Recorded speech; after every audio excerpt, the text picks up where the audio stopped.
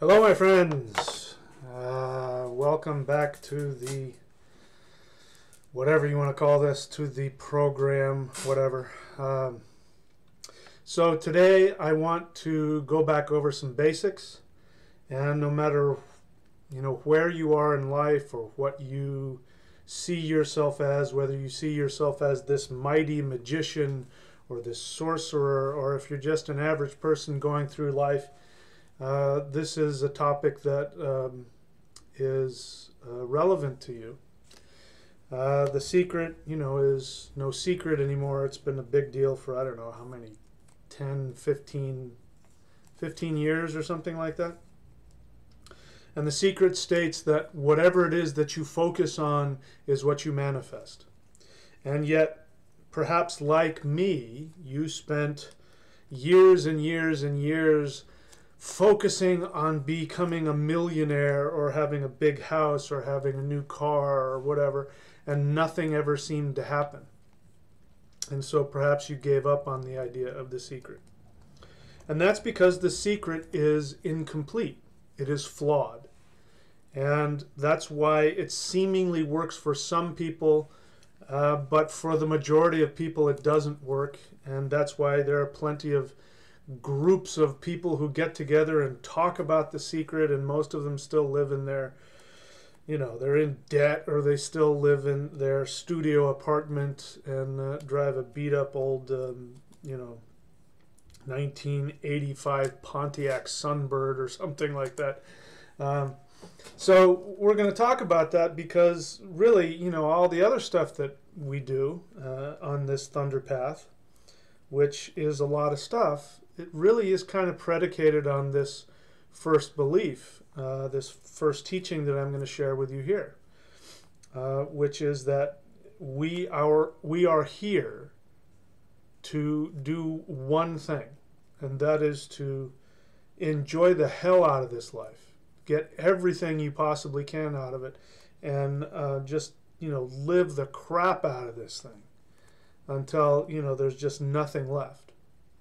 By the way, that is what enlightenment is, in case you didn't know. Enlightenment is not reaching this state of emotionless, nirvana. That's a complete misunderstanding. Enlightenment is only one thing. When you have achieved all of your desires that you were born with, when you have achieved all of them, then you will have achieved enlightenment. You will no longer need to be born again as a human being.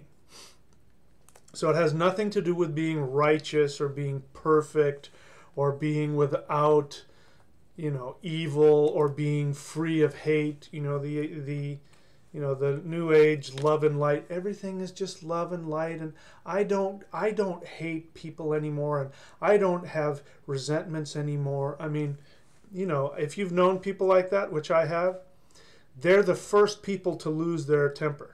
I remember there was one woman, that used to talk like that, and I'm one of these people that I talk about whatever it is I'm feeling. You've seen that. You've watched it over the past month. I do not hide. I do not hold back. Whatever it is going on with me, I'm out there with it. The only difference is that I don't get bogged down in being a victim, and I don't use whatever negative feelings I have as an excuse to hurt other people or use other people or anything like that. And by the way, just to give you an update on where I'm at, for those of you who don't know, a month ago yesterday, my fiance, we were actually spiritually married. We weren't legally married, but spiritually we were. She passed away from cancer a month ago. And this past month has been, without doubt, the most horrible experience of my entire life. And but I am here to tell you that I have definitely turned a corner. I was getting worried because while I can understand, having never lost a life partner before, I've lost, family members and friends before, but I've never lost a life partner before. So I had no idea what to expect. And while I can understand the sadness would be a part of that, What I did not expect was the fatigue that I was going through. I mean, I could barely function, you know, besides being super sad, but I mean, my entire body, I could barely move. The fatigue was awful. I mean, it was everything I could do to maybe talk to one or two clients, and then I would spend the rest of the day in bed because I couldn't move. I was just so fatigued. And I was starting to get worried. And, you know, that something was really wrong with me because I'd never felt that in my life. You know, I understand fatigue when you're ill or, you know, when from exercising, you know, I like that feeling when you exercise really hard and then you're fatigued for, you know, 24 hours and you get to enjoy, you know, just relaxing and letting your body recover. But this was horrible. But about 3 days ago, let's see, what's today? Saturday. So Wednesday, Thursday, Friday. So about 4 days ago, all of a sudden I felt better. And it had been a couple of days without, you know, having to weep every 10 seconds and all that, which, you know, I've got nothing against it. If it has to come out, you got to let it out. By the way, if you got sadness, you got to let it out. You got to cry. You got to wail. You got to scream. You got to let it out. Otherwise, it gets stuck in your body and it makes you sick.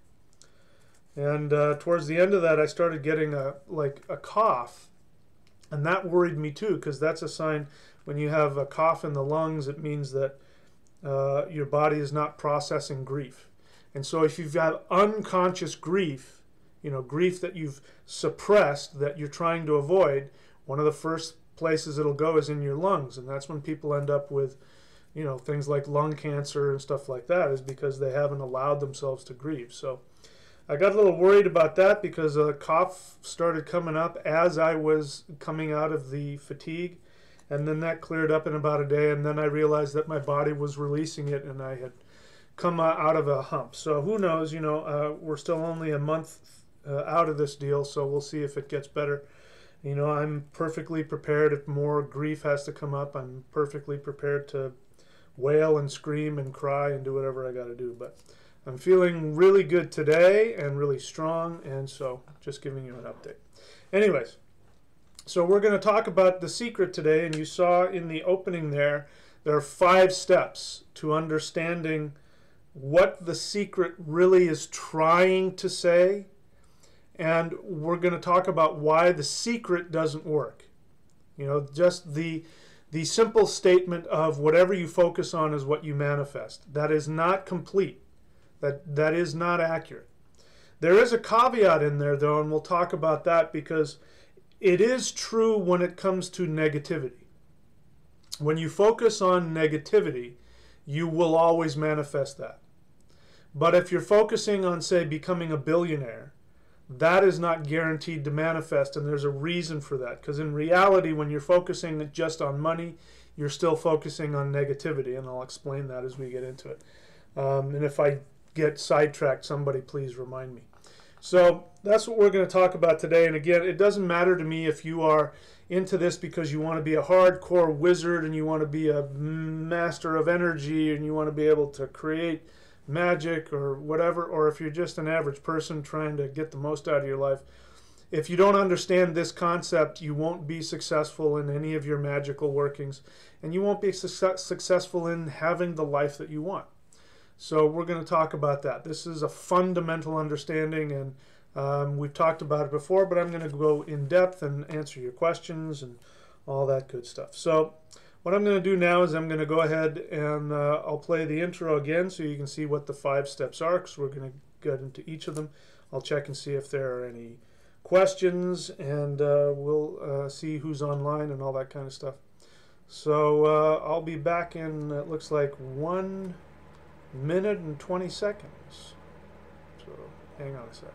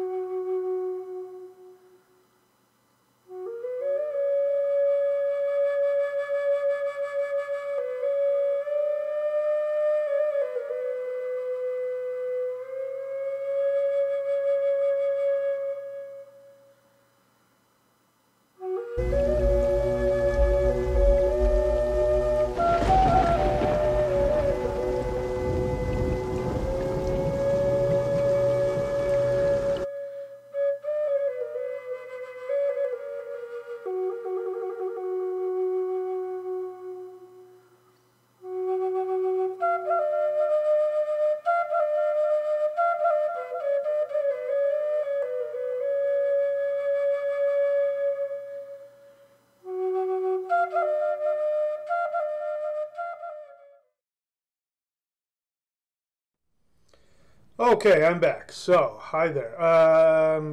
Very excited to see that now there's 21 people on. So that's really great. I appreciate that you guys are so flexible and let me just come on without any notice, and you're ready to come on and participate. I appreciate that. One of these days, maybe I'll figure out a way to actually.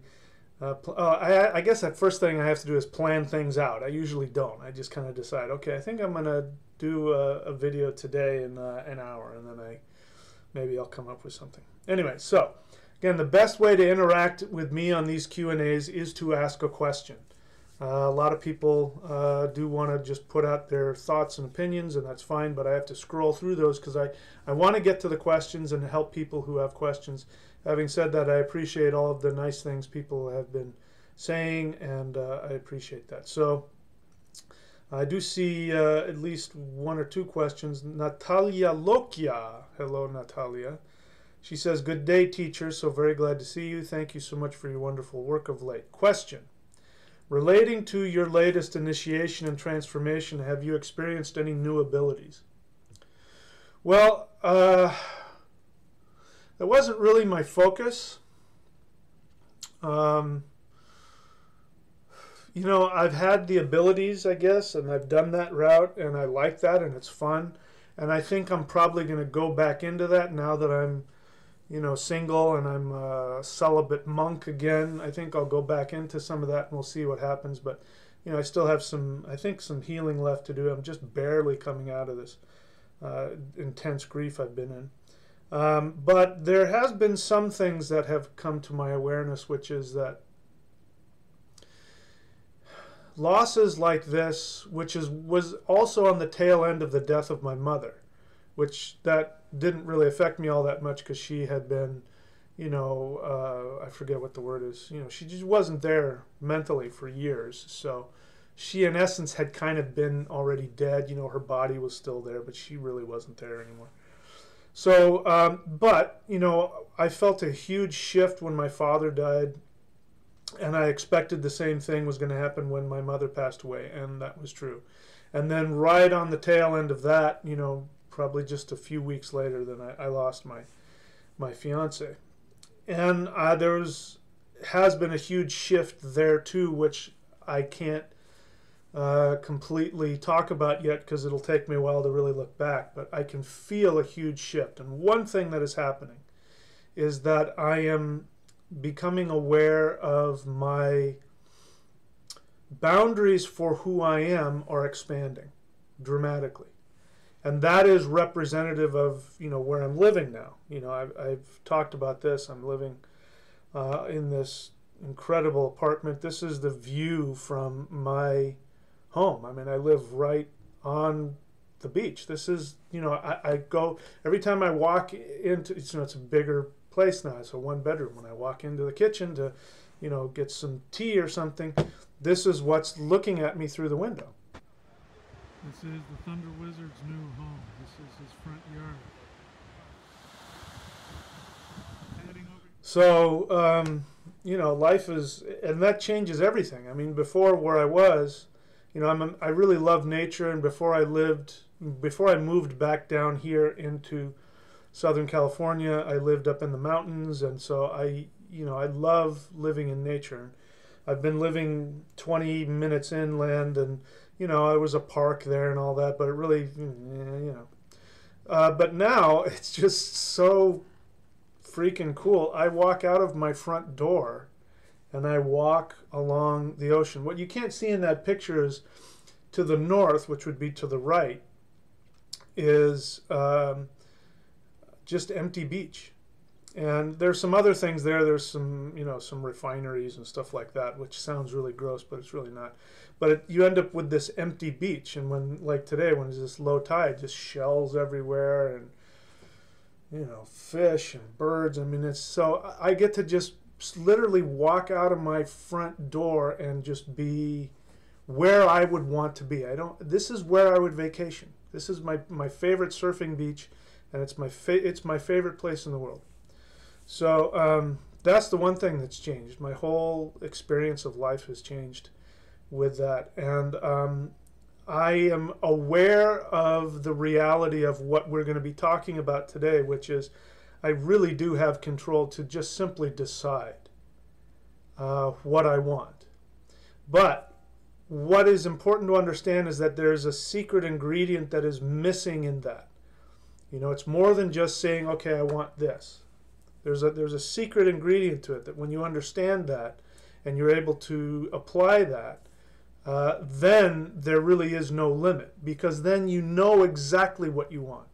And we're going to talk about that. So I don't know if I answered your question or not, but thank you for asking it. Natalia Lokia continues, question, the reason I ask is because I would like to know of any new techniques or specific practices you have developed. For example, the shamanic word watching. I feel as though I can't do this.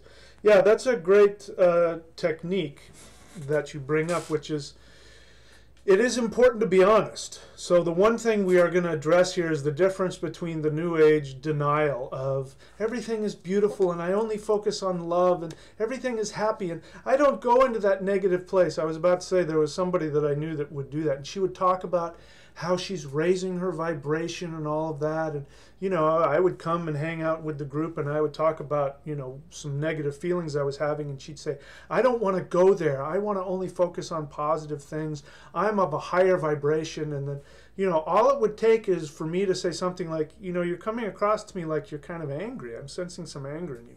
And then boom, she would just explode all over me and, you know, call me all these horrible names. And it's like, woo, sweet, kind of, you know, so that kind of denial is not what I'm talking about. What Natalia is talking about here is that it's okay to feel like a failure, for instance. You know, this can be applied in terms of the Aruda, which is the projection, which for those of you who have had a Vedic astrological reading, I share with you the most important thing in an astrological reading is this thing called the projection, which is not how you feel about yourself, but how the world sees you. So I am wearing the costume of my projection, which is the spiritual warrior. So I have the sleeveless shirts, you know, I lift weights, and I've got the shaved head, but I've got the Om shirt on with all of the, you know, spiritual necklaces and all that. This is my costume. So I don't have to feel this way to project it. I am wired. The world wants to see me this way. So I empower that. And when I empower that, I'm always more successful. I don't feel like this. And, you know, especially this past month, I sure as hell have not felt like the spiritual warrior. But let's say if I wanted to share some, if I was, you know, trapped in some negative thinking, I would say, for instance, I could say, I feel as though I'm really a screw up in life, or I really feel like the universe is out to get me. That is different from saying it as a fact. If somebody says that they are a screw up, or that the universe is out to get them, you're stating a fact. And when you state a fact, the unconscious mind takes that as a command. So that is a very powerful technique to say, I feel as though I just can't seem to get anything done. You know, that's okay. The unconscious mind is listening and goes, oh, they're just talking about their feelings. But when you say it as a fact, then the unconscious mind takes it as a command. So I'm not conscious of any specific techniques. I'm still collating what's been happening. I can tell you how I'm feeling though, is I'm feeling that the result of the loss of both my mother and my fiance is that they have empowered me. And, you know, it was different. My fiance healed me of a lot of negative limiting thinking that I got from my mother.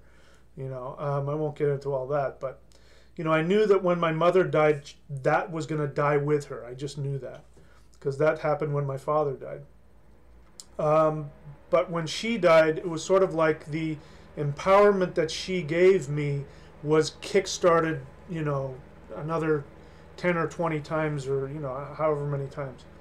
And that's allowing me to, without any hesitation, go, you know what, I can be making this amount of money and be living in this kind of a place, and, you know, all that. And this is the first step. I don't think I'm going to stay here in this apartment. I think I'm going to end up in a house. We'll see. Things may change. I really like it here, so things may change, but that's my thought about that. So again, I don't have a specific technique other than, I'll keep you informed as to how things continue to progress, because it's still very fluid right now. So I'm going to check and see if there are any other questions. A lot of people saying very positive things, and I appreciate all the positive. By the way, all of the positive messages, whether you've emailed me or whatever it is, just know that it's been extremely helpful and very, I really feel the love, and just know that I'm really appreciative of that.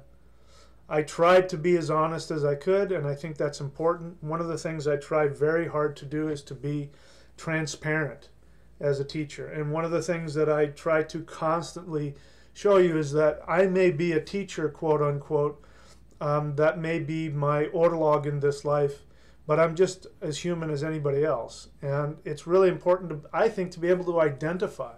Because if I was just sitting on the mountaintop and I had no problems, then who gives a crap? Why would you want to follow somebody that you can't identify with? I always want to know, how did you get past that? How did you get where you are? If you didn't have the same kind of problems as me, how can I learn anything from you? So those kinds of teachers, I think, are again, it's a way of denying. And I've known people like that. They go after these God men who, are enlightened beings who don't have any, and they sit there and pontificate about, but these are people who are kind of in that denial mode. They want to get out of the lower vibrations. Listen, we all have lower and higher vibrations. We have good days and we have bad days. We all have negative feelings. We all have anger. We all have resentment. We all have fear. We all have insecurity. We all have them. What's important is to know how to take action contrary to those feelings while still having them. And in fact, somebody's asking me, how do you know what your soul purpose is?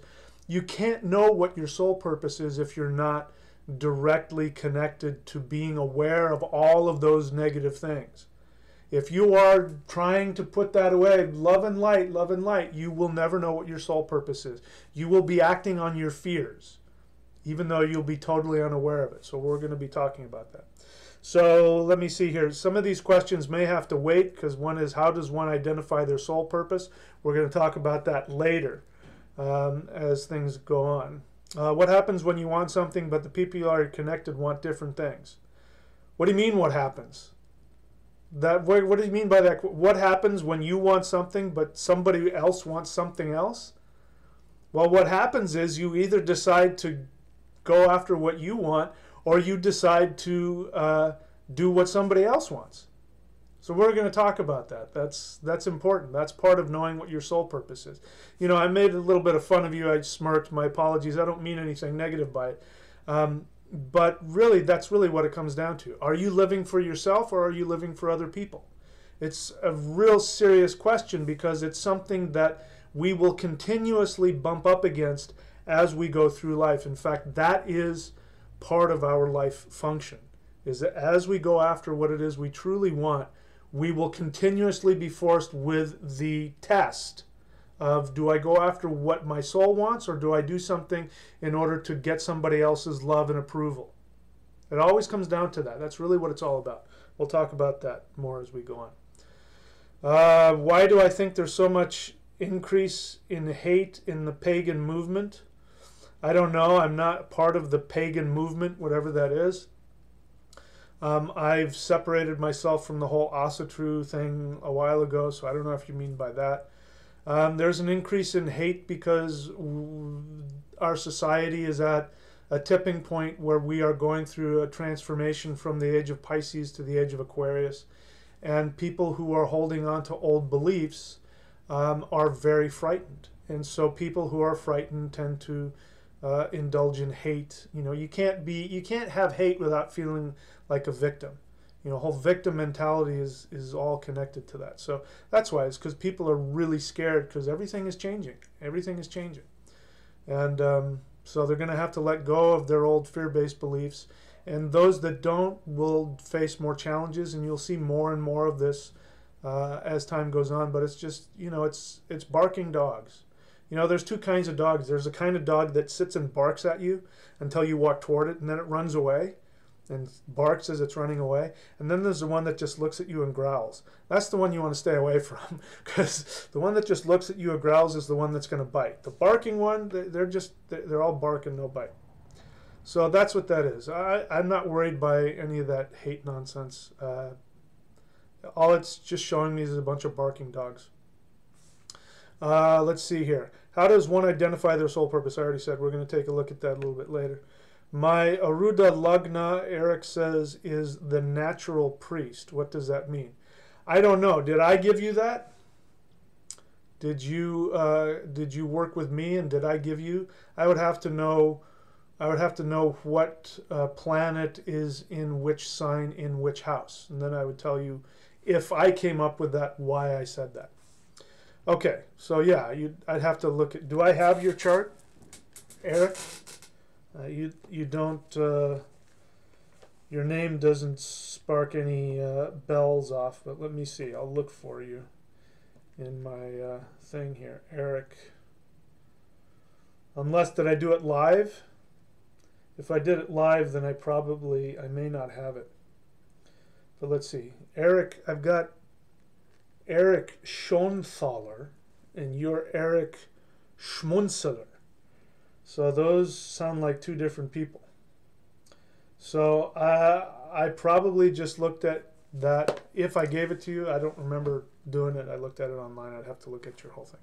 That's you. So Eric Schmunzeler is Eric, what did I say, Schoenthaler? All right, so let's take a look at Eric's Aruda Lagna, since I've already done it. So let's see. You're a Pisces, so we have to find out where Jupiter is. Jupiter's in the 7th. So the 10th from the 7th, 1, 2, 3, 4, 5, 6, 7, 8, 9, 10. So the natural priest probably, I was looking at your 10th house. 10th house is the natural Aruda. So Venus in Sagittarius. Sagittarius is the sign of the priest, and Venus has to do with natural things like fertility. The Vanir, that's where the word Venus comes from. Comes the same word we get Vanir. So it means the earthly gods, the gods of fertility. So that's probably why I came up with that. But you also have another projection, which is that of the student, the scholar. So the natural priest, if you want to use that part, which is your 10th house, then that just means, I don't know, the hippie priest. I don't know, something like that. You have to come up with that. I give you these phrases, and then you have to think about it, whatever you vibe with. That's how you do that. Okay, so I think that's all for the questions. All right, so let's take a look at what are the 5 things. Even I forgot, even though I made it up. So let's take a look at it.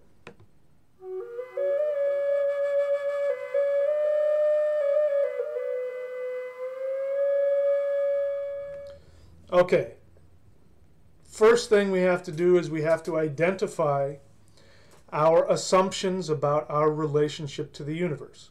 An easier way to say that is we have to look at our beliefs. Here's what's important to understand. I don't care who we're talking about. If we're talking about the most enlightened being on the planet, or if we're talking about just the average person, a 4-year-old kid, it doesn't matter. Everybody has assumptions about the universe. In fact, you have assumptions about everything. I'm picking up this teacup to drink my tea. Now, in order to do that, I have an assumption. I have a belief that the tea is not going to come falling out of this as I pick it up. Otherwise, I wouldn't dare pick up the teacup, because I don't want to spread tea all over the computer and destroy it. So I have an assumption. I have a belief that if I pick it up, it'll stay in there and I can drink it safely. Everything you do is based on an assumption, a belief. So the first thing we have to do is we have to take a look at our assumptions about our relationship to the universe. So, for instance, let's just say for this, now that's obvious, you learn that through experience, cups hold water, you can pick it up. But let's say somebody had a belief system. let's say somebody believed that everything that they touched would destroy it. If I had that assumption, then if I were to pick that up, then I would believe that I could destroy the cup and then the water would come flowing out. So you see what I mean? There's an assumption there. So we have all kinds of assumptions about everything. So we first have to take a look at our assumptions about the universe. And you have to be honest with yourself. So all religions do this. For instance, Christianity. This is why it's so difficult to talk with a born-again Christian. Because born-again Christians are trained, whether they realize it or not, they're trained to really understand what their assumptions are and be able to communicate those assumptions. When I was a born-again Christian and I was in Bible school, I'm sure it's still around, there was a thing called the 4 spiritual laws. And it's a brilliant technique because that's exactly what they're using the word laws, but what they really want to say is the 4 assumptions of Christianity. And so what they do is they'll start with a spiritual law, which is an assumption, and then they'll give a Bible verse, as though the Bible somehow backs it up. So there's an assumption right there. The assumption is the Bible is the true word of God. So if I say something and I can back it up with a Bible verse, then you can't say anything. You can't argue with me because I've proven it. So the assumption is that the Bible is the word of God. The Bible is truth. And what ends up happening is that most people, when they want to argue with born-again Christians, is they want to argue about the meaning of a certain verse. But you've already lost the battle, because if you're going to argue about the meaning of a certain verse, you have already bought into the assumption, or you are supporting their assumption that the Bible is the truth. And trust me, the born-again Christian is going to win every time, because they're right about one thing. The Bible is a very exclusive, legalistic, dogmatic text. It is not open for interpretation.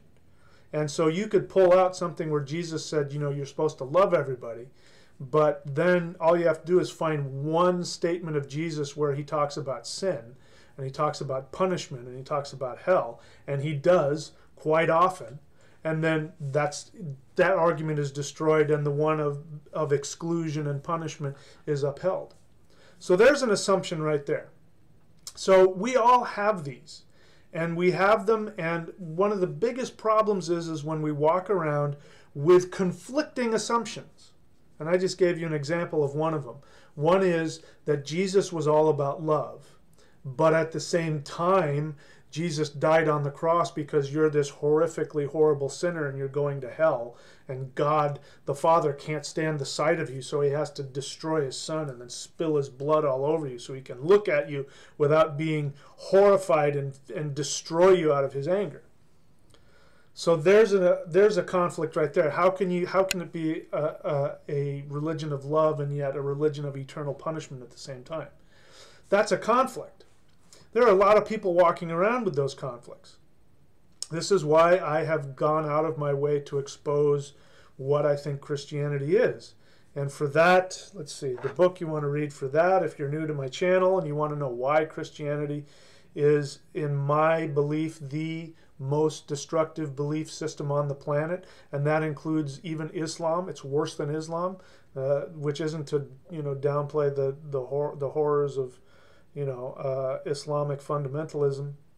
By the way, there are a lot of wonderful Muslims out there, so please don't get me wrong. Some people have got on my case because I know there's some Muslims and they're really wonderful, beautiful people. But, if I were to sit down with them long enough, I would find that they had some conflicts about their assumptions as well. But that's not my business. They're not asking for my help, so I don't throw it on them. In any case, you want to figure out why Christianity is such a horrible, destructive belief system, get this book here.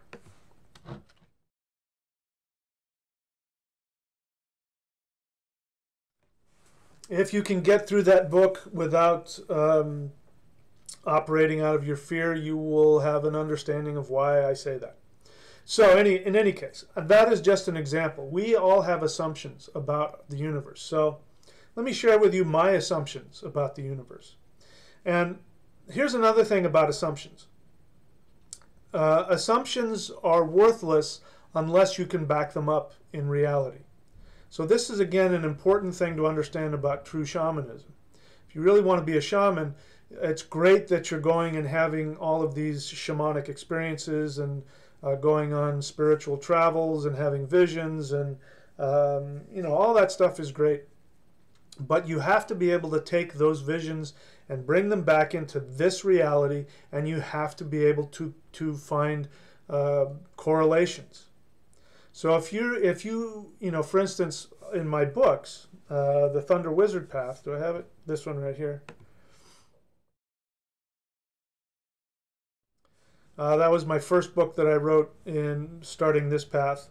And I share with you some of my experiences where, I was told certain things or certain things were shown to me in vision, and I would, then have to say, okay, now I have to go find out what this is about.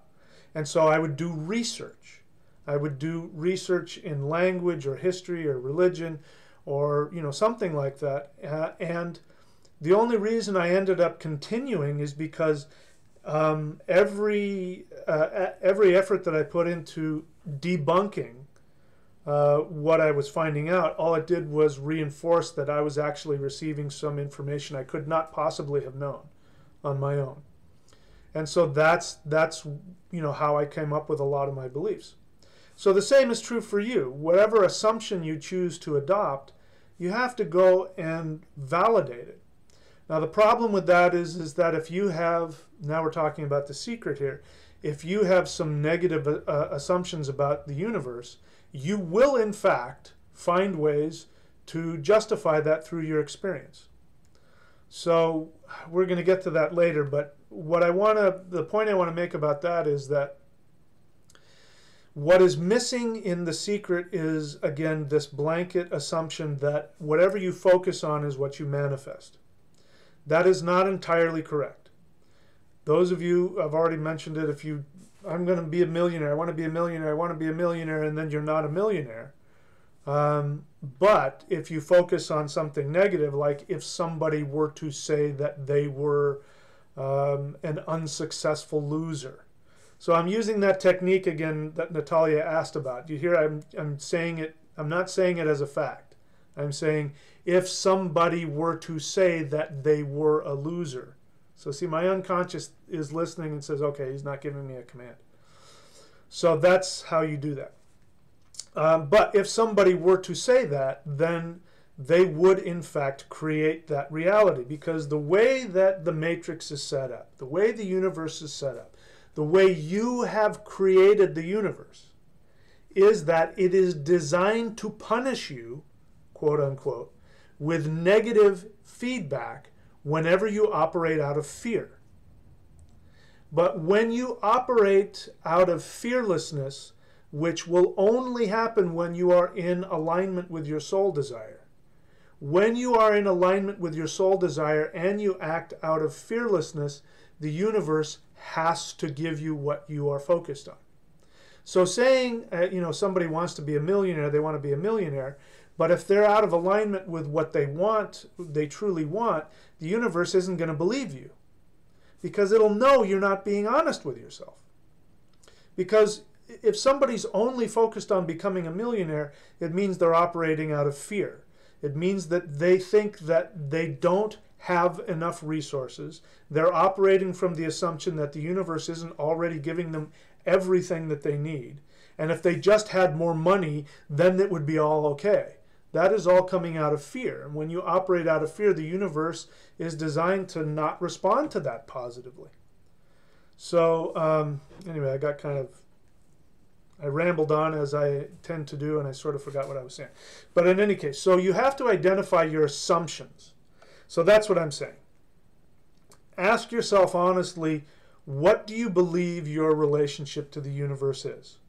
My assumption is that the universe really wants only that I am happy, that I am thrilled and fulfilled on the deepest level of my existence. So, you can imagine that assumption, which I have proven it to myself. When I follow my soul desire, the universe always gives me more than what I could even imagine. This place, where I'm living now, it's beyond what I could have wanted for myself. So that, again, and it came to me right at one of the most painful times of my life. I got this place about a month before my fiance passed away. It was when this place fell into my lap. And basically I had to make a choice. Do I want it or not? Because if you don't take them, they're gone, because they're in such demand. And I had been trying to get places like this for years, applying, and finally this thing came into my, take it. And I went, yes, all the while thinking that I didn't have the money to afford it. But I'm smart enough to know that when the universe throws your fantasy into your lap, take it. So I did. Anyway, what was I saying?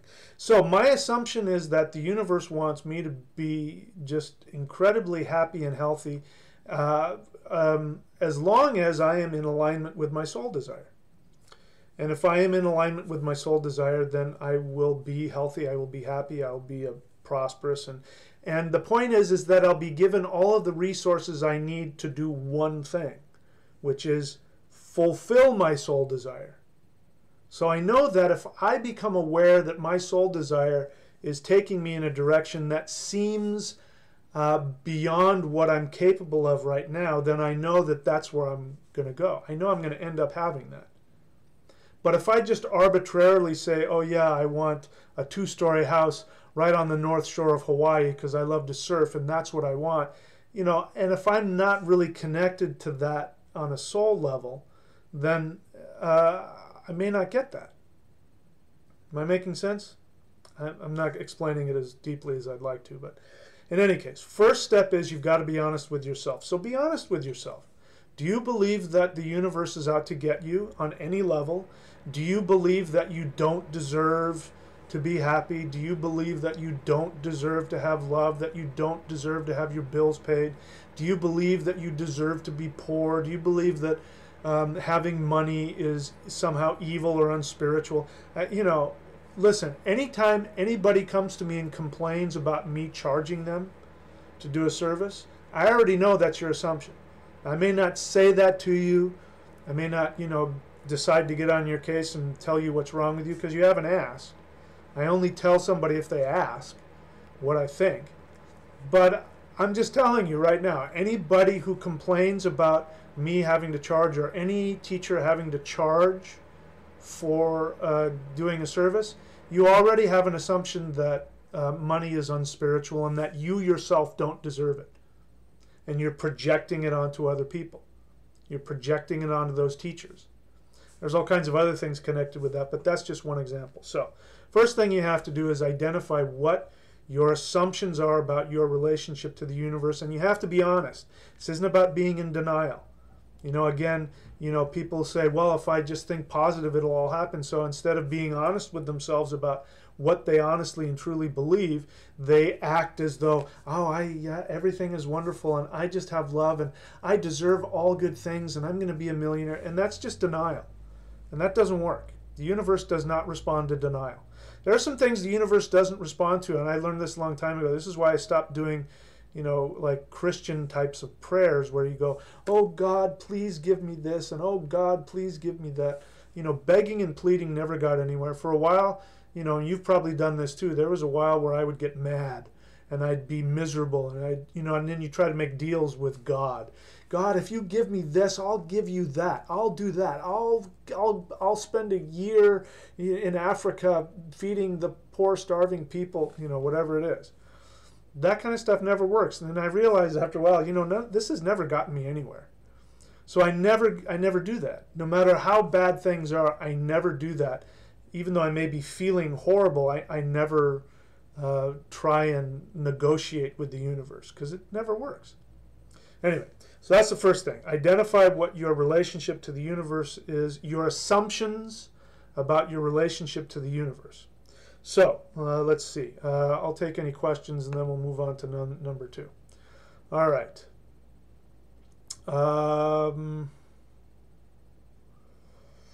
Let's see. Okay, so there's people talking to each other. That's great.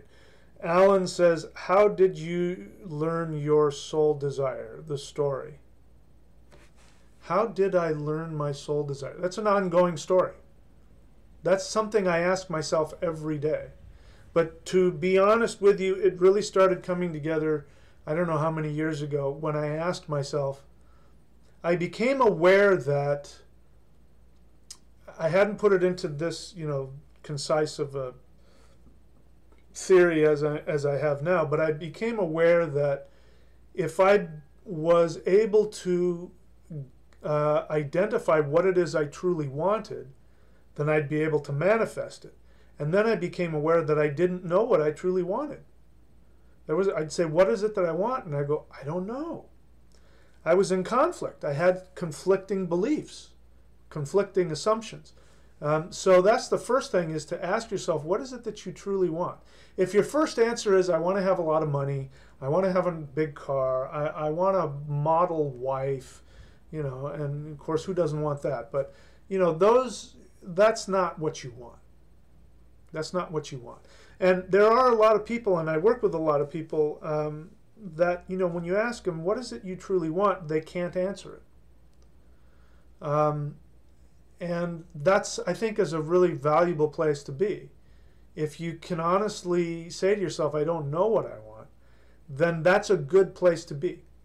Because then you can start identifying what your assumptions are about the universe. So anyway, the story is continuing. So all right, so I don't see any more questions, so let's move on to number 2, right? So number 1 is identify what your assumptions are, your beliefs about your relationship to the universe. So let's see, what did I say number 2 was here?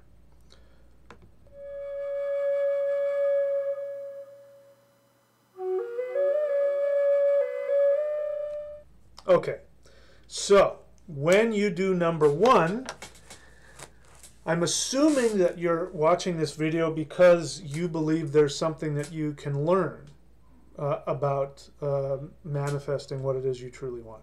If you're already manifesting everything you want, then there's probably no reason for you to be watching this. So that means that if you are honest with yourself when you do number 1 and you analyze your assumptions about the universe, your beliefs about your relationship to the universe, you are probably going to come in contact with some fear-based belief systems. When I do the shamanic training videos on here, I say that the first thing you have to do is discard any fear-based belief systems, because that's at the very best, you will only have limited results, no matter what it is you're trying to do. So if you've done number 1 honestly and life isn't the way you want it to be, there's probably a good chance that you have some fear-based belief systems. Some real obvious fear-based belief systems are Christianity. Christianity says you're going to burn in torment forever if you have an incorrect belief in what God's name is. If you call him Buddha instead of Jesus, you're going to burn in hell forever.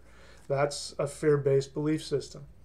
A fear-based belief system that says that aliens are using us for fodder, and that there are evil archons pretending to be beings of light who keep us trapped in the matrix so they can feed off of our soul. I'm going through you pick one, any belief system that has fear attached to it. If you don't do this, bad things are going to happen to you. Somebody will be mad at you. You are a bad person. And, it could be you believe that the government is out to get you. Look where we're at in this country. Look where we're at. I don't care what you think of Donald Trump, but we're in a bad place. I mean, our government is at a shutdown. It's just not functioning. The Republicans are in complete control of the government, and they can't get anything done. And that's a result of, there was all this negative talk about the elites and the Democrats and Hillary Clinton, and they're out to get us. And so they voted in the guy who was supposed to take care of that. Didn't change anything. Nothing's changed. So fear-based beliefs don't get you anywhere. That's my point about that, is that fear-based belief systems don't get you anywhere. So just be willing to drop them all. But until you can't drop them until you know what they are. So that's number 2. That seems pretty clear, but you got to be honest with yourself. That's the hardest part about this, is being brutally honest with yourself. Most people, including myself, have difficulty with that. You know, this didn't come to me easily. I've worked really hard to be where I'm at and to have what I have. And, you know, listen, I've gone through, you know, there are people that have gone through a lot worse than me. You know, there's some people in some war-torn countries, or even, you know, in this country, they've lost, you know, family members and children and all that kind of stuff, things that I can't even imagine that are worse than what I've gone through. But what I've gone through has been pretty bad, pretty horrifically painful. And it would have been very easy for me. And still, in fact, I dreamt last night, I won't get into it, but I had a dream last night where I woke up and I realized that was, you know, some negative fear-based stuff. But I could easily, you know, get into some, you know, story about how, you know, why did the universe take her away from me? We were so perfect, and what a cruel joke. I mean, it would be so easy for me to get into that.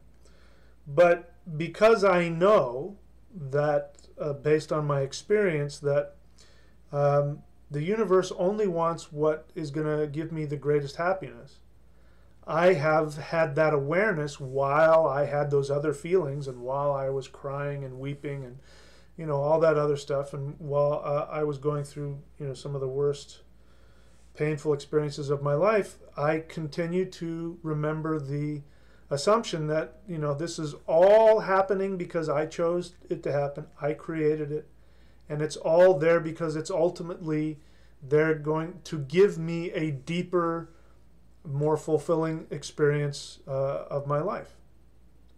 And now that I'm coming out of it, I can see it happening. I mean, it's possible. I wouldn't have been in this place. I wouldn't have expanded my ability to, you know, see where my life is going if Lisa were still here. I can't say that I, you know, wouldn't, but, you know, I'm going to go ahead and assume that that's the case, because what's the point of thinking otherwise? It's just a waste of time. So anyway, I'm now confusing myself. So let's take a look again. What did I just say number 2 was? What did I just say? Okay, right. Examine all of your fear-based beliefs. So we've got to be honest about that. You've got to be honest with yourself. And so, you know, I'm not saying to make things up. I'm just saying be honest with yourself. Whenever you find yourself complaining about anything, complaining is coming from, and I'm not talking about being sad or being upset, you know. I'm just talking about somebody who rants on and on and on because they're complaining about how the world is doing this to them, or those people are doing this to them, or this people or that. You know, whenever you focus on, you know, this is what racism is about. Racism is the ultimate in fear-based fear. You know, I mean, there's just, when you arbitrarily go after one group of people for some arbitrary thing like culture or religion or skin color, and say, you see what they're doing to us? It's them. It's those people. That is a perfect example of that. So what kind of belief systems do you have that fall into that category? You know, you may have a lot of pride, you're not a racist, but you really don't like those kinds of people and those kinds of people and all that. So ask yourself that and identify that. So, okay, so that's number 2. So now let's get on to number 3. Number 3 is when we really start looking at answering the question of how do you find out what your soul desire is. But again, you got to do steps 1 and 2, and you got to be honest with yourself. Otherwise, it's not impossible, but it's a little harder to do step 3 without doing steps 1 and 2. But let's see. What did I say about what step 3 was?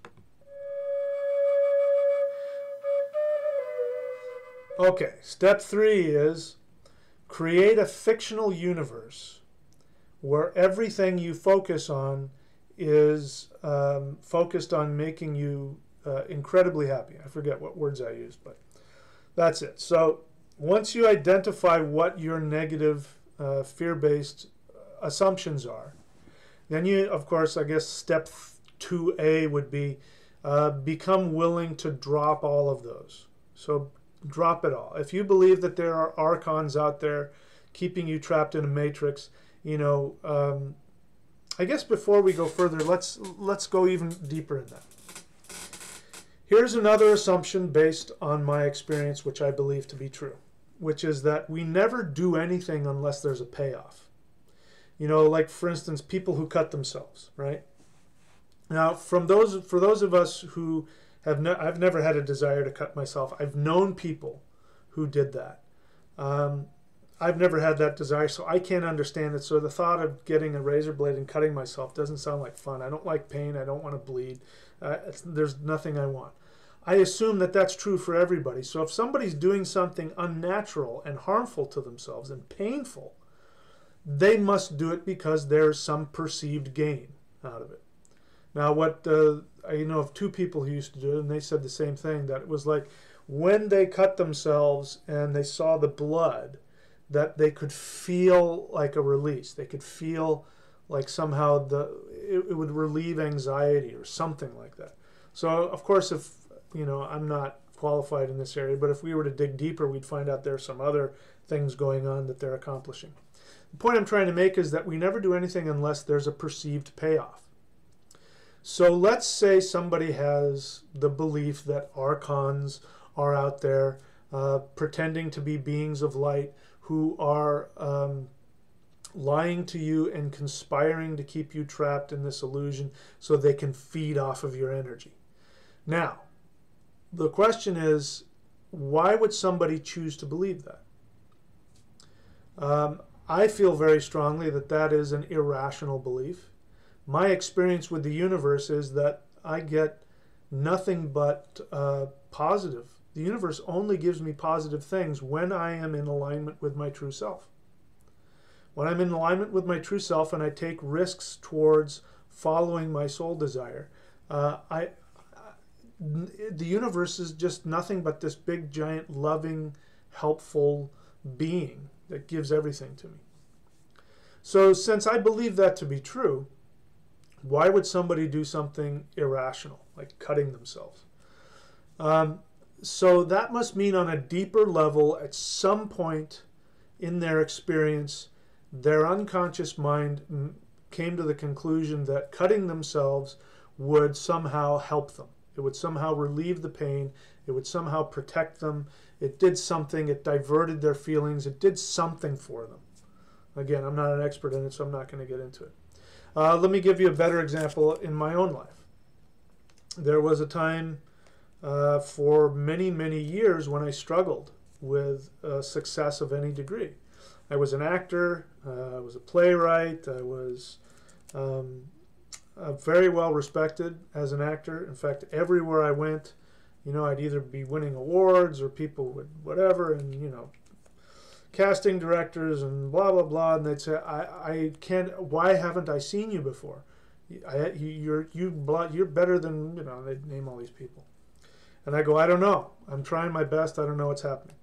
But what was going on is that I had an unconscious belief that if I were successful, that I would lose the love of my parents. Now, that's a very deep unconscious belief.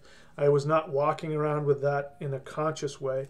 It took me years of hard work and therapy and all kinds of other things to come to the awareness that as a little kid, I came to the awareness that my father was insecure, even though he was an extremely successful physicist, one of the most brilliant physicists we've ever had. He was hugely responsible for the space race. By the way, that's one reason I don't believe in the flat earth. My dad was, in fact, a physicist who worked to create things like spaceships and satellites. And so whatever faults my father had, he was not a liar. So he was not lying to me when he was talking about shooting his satellites up into space and here's the pictures that came back and all that. He wasn't lying to me about that. So that's one reason why I won't believe that.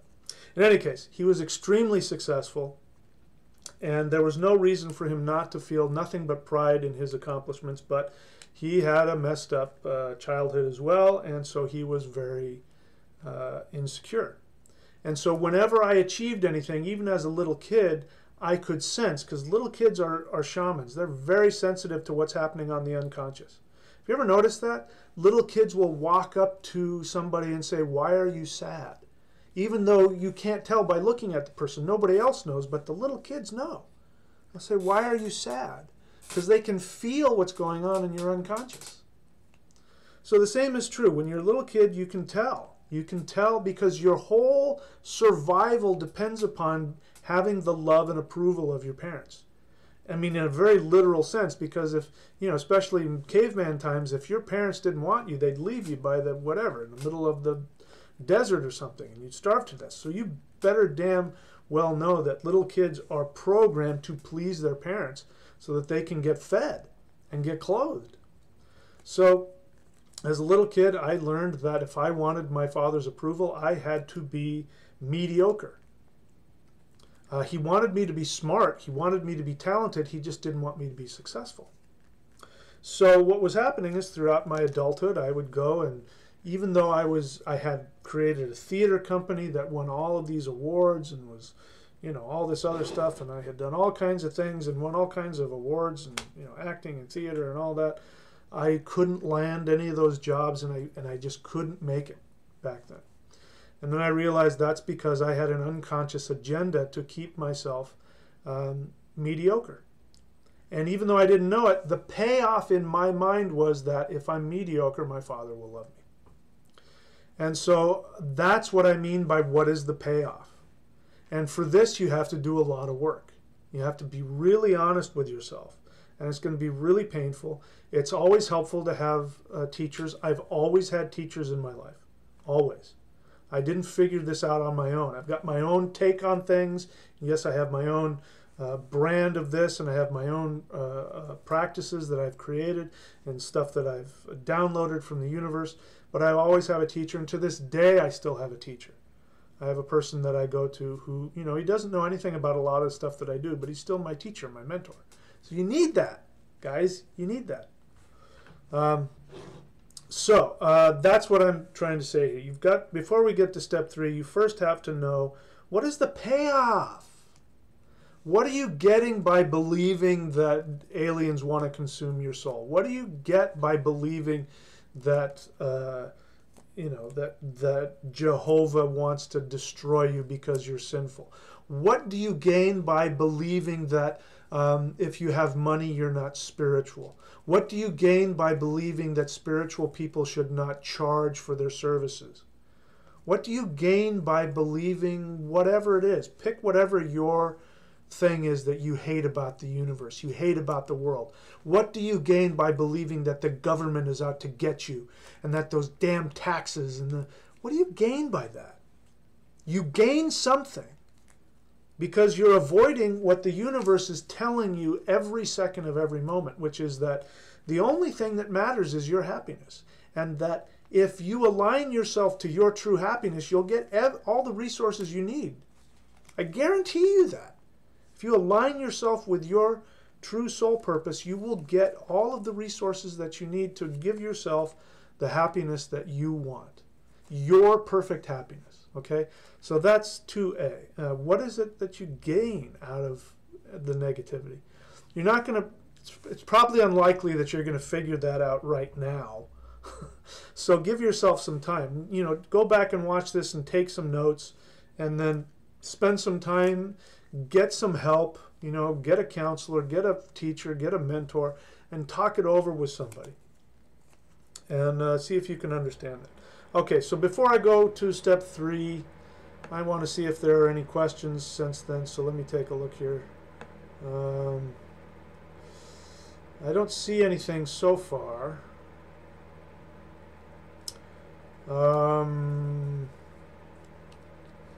This is kind of weird. Okay, so Eric wants my thoughts on some weird stuff.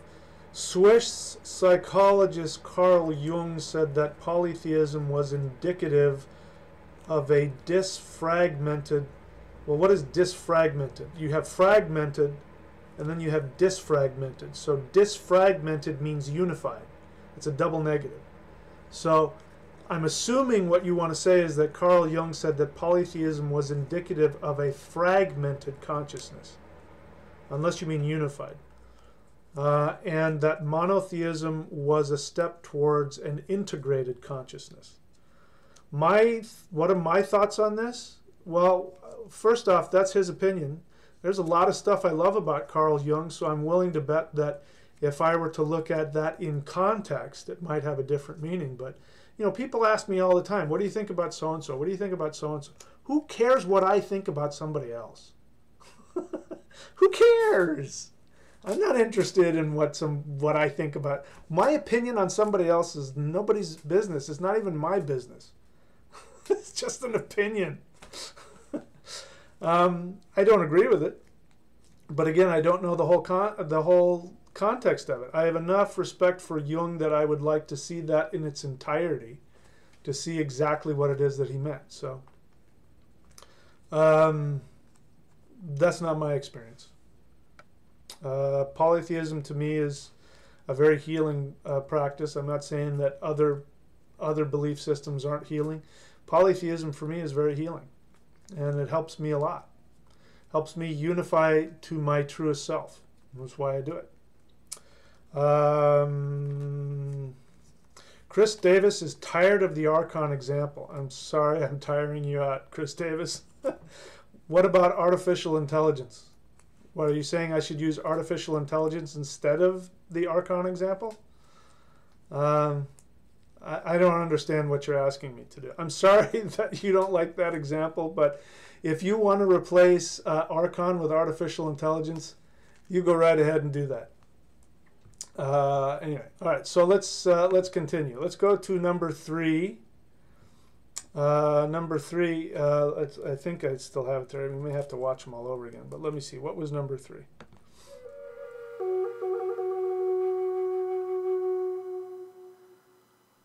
Okay, I remember now. Number 3 is, okay, first is again, shoot, I don't even remember what number 1 is. Okay, number 3. Number 3 is you create a fictional universe in your mind. You create a fictional universe. So fictional means it's not real, it doesn't exist. It's an imaginary universe. It's a play. It's a pretend universe. Remember when you were a kid and you played pretend? You're going to pretend. Number 3 is you're going to pretend that there's a universe. And in that universe, the only thing that matters is that everything in the universe is focused on your personal happiness. That means that anything that you do, you first have to ask yourself, is this making me happy? So in this pretend universe, you cannot be a martyr. You cannot be somebody who lives to serve others. You cannot be a Mother Teresa. In fact, anybody like, let's say, who lives to be a Mother Teresa, who goes to live to give their lives to the poor, unfortunate people, they're docked. They're like, no, you get demerits for doing that. In this universe, the only way that you succeed is if you're going after what gives you pleasure, what gives you true happiness. So that's the assumption. Remember, everything starts with an assumption. So that is the assumption of the basis of this pretend universe. So what that does is that lets you get rid of whatever assumptions you have about the real universe. It gives you an opportunity to still have those assumptions. Because here's the thing about assumptions as well as everything else. If your unconscious has grasped on to a belief system or an assumption, it's because your unconscious mind thinks that it is helping you. Remember that I said that there's a payoff. You know, even if you're doing something totally irrational, it's because on some level you think you're getting something from it. So your unconscious mind, when it decides that doing A, B, C, or D is in your best interest, then it will do that to the exclusion of everything, including your own life. This is important to understand. Look, my fiance just died of cancer. I already told you she was the one. I'm open to finding another the one. Totally open to that. Wouldn't surprise me if I didn't, but I am totally open to that. Or finding a different the one. I don't care. I still give myself the opportunity to have that much love and even more if it's possible. But she died of cancer. And my belief was, before I met her, and was even strengthened after she died, is that cancer is a result of an unconscious self-conflict. And so unconscious self-conflict, meaning that she thought that she was gaining something by continuing to unconsciously foster the disease in herself. It's not my job, as her fiance. I wasn't her therapist. It wasn't my job to figure that out. My job was just to love her, which is I did. And I don't judge anybody for having unconscious assumptions. We all have them. So I didn't judge her for hers, because, hey, listen, I got my own. There's plenty that I've got. But, I saw, and I believe that in her mind there was a payoff in continuing to hold on to whatever her assumptions were that were making her sick. So your unconscious mind will hold on to your assumptions even if it kills you, because your unconscious mind thinks it's helping you. Okay? Again, I could get into talking about my girlfriend, but I don't want to do that. I don't want to psychoanalyze her.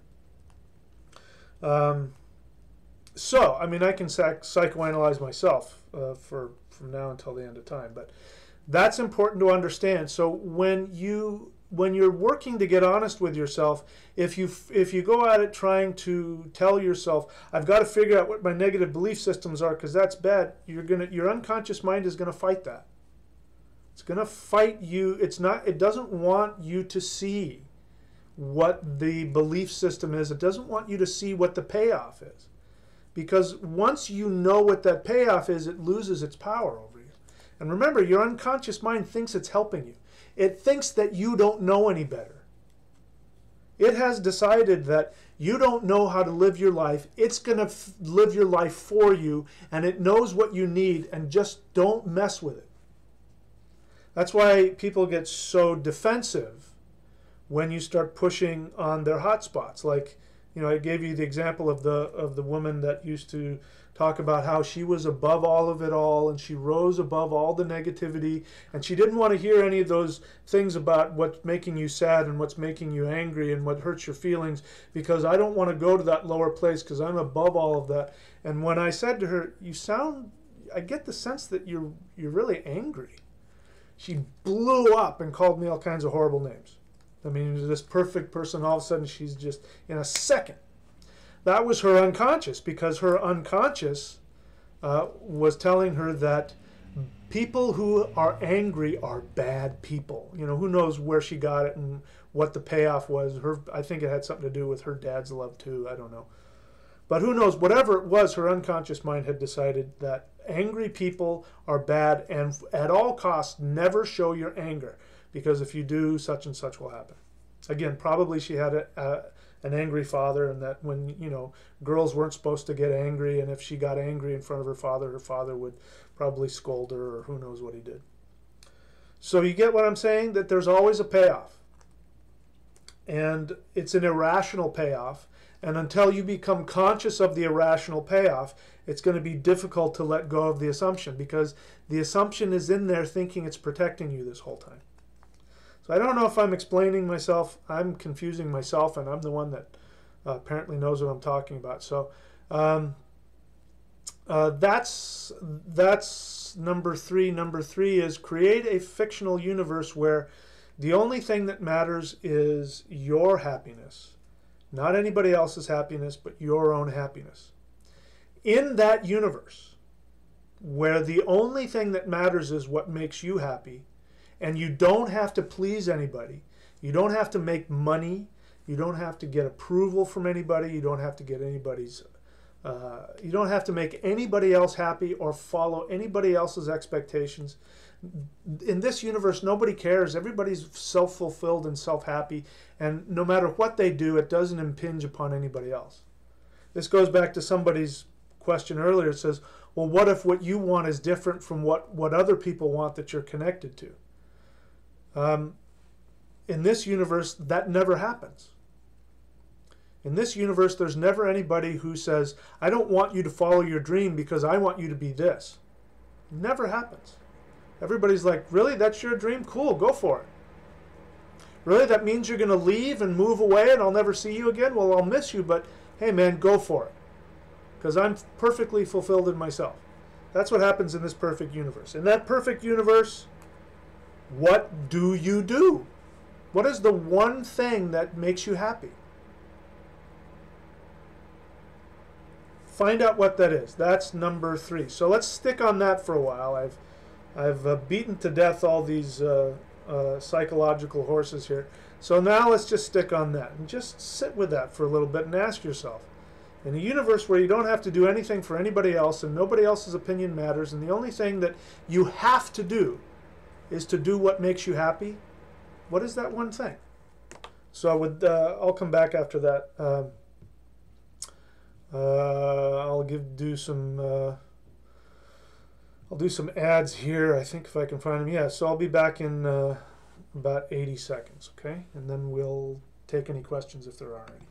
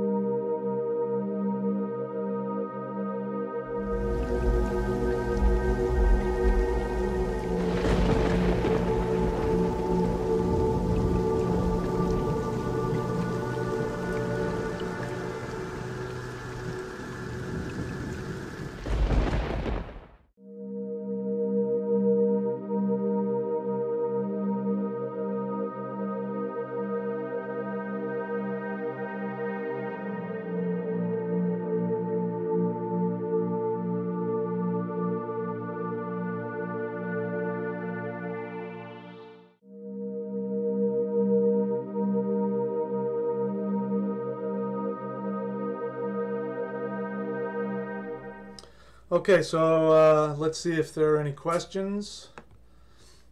Again, I'm not seeing a whole lot of questions here.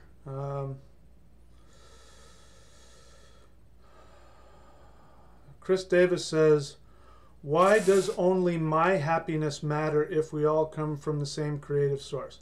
Again, Chris, why are you asking that question? Why are you having resistance to the idea of only your happiness matters? That tells me you've got an unconscious conflict. Because why else would you ask that? So you're asking me a question. First off, you're telling me the answer in your question. So you really don't want to know. You're saying, why does only my happiness matter? And then you answer your own question by saying, if we all come from the same creative source. So you're saying that your happiness only doesn't matter because we all... See what I mean? You're not really asking me.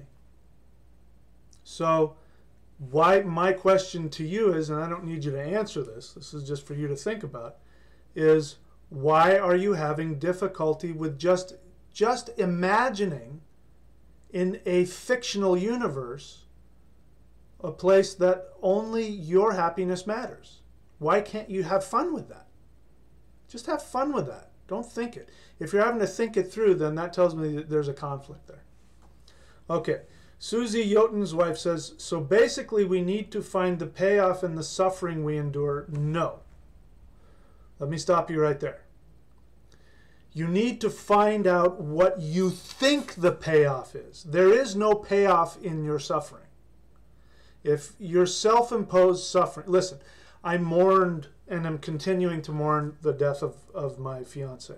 I'm on a high right now where I went through, and I'm up out of that. Who knows how long that'll last? Maybe I'll have some more. Certainly there will be some more grieving to come. Who knows what that's going to be like. But there's no payoff in me staying there. The payoff is when you create an assumption for yourself. So if you make the assumption that the world doesn't want you to succeed, you have to ask yourself, what is the payoff in that?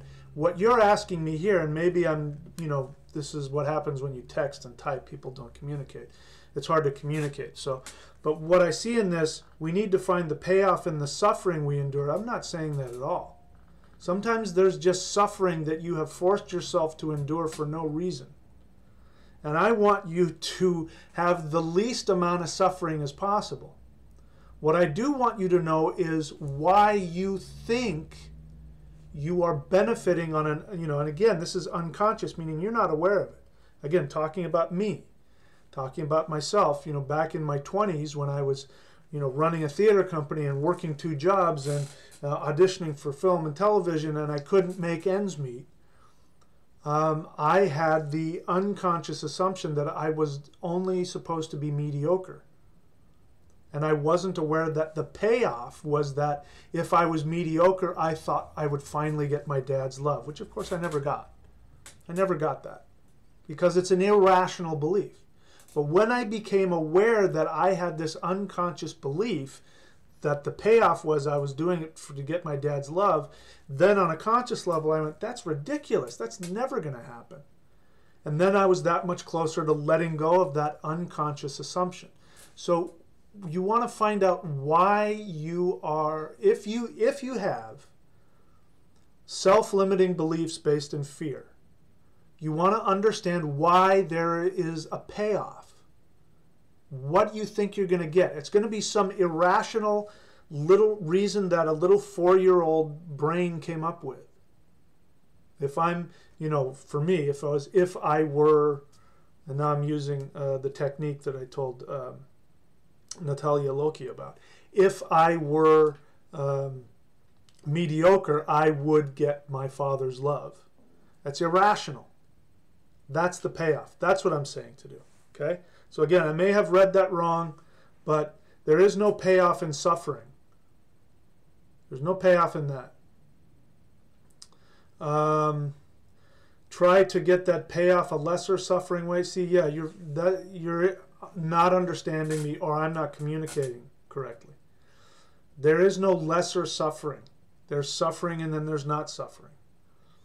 I don't consider what I've gone through, the loss of my partner, I don't consider that suffering. It's natural. I mean, it's something my body and my mind had to go through. But I don't consider it suffering. Suffering would be if I were to continue to mourn, why isn't she here, and why couldn't she have stayed, and why did the universe, then I would be creating suffering for myself. But me being in intense pain and crying and grieving and all that, and being in a tremendous amount of pain for at least a month now, that's not suffering. That's just my body releasing it's just dealing with it. But I don't consider that suffering. Okay, so I hope I made myself clear about that. I'm sorry. I may have misunderstood you, and if I did, my apologies. But those are my thoughts about that. Okay, so let's move on to, again, we're just going to have to watch the whole thing all over again because I forgot what I did. So we just got through step 3, so let's again walk through step 1 through 3 and see what step 4 is, I think. Are we on step 4 now?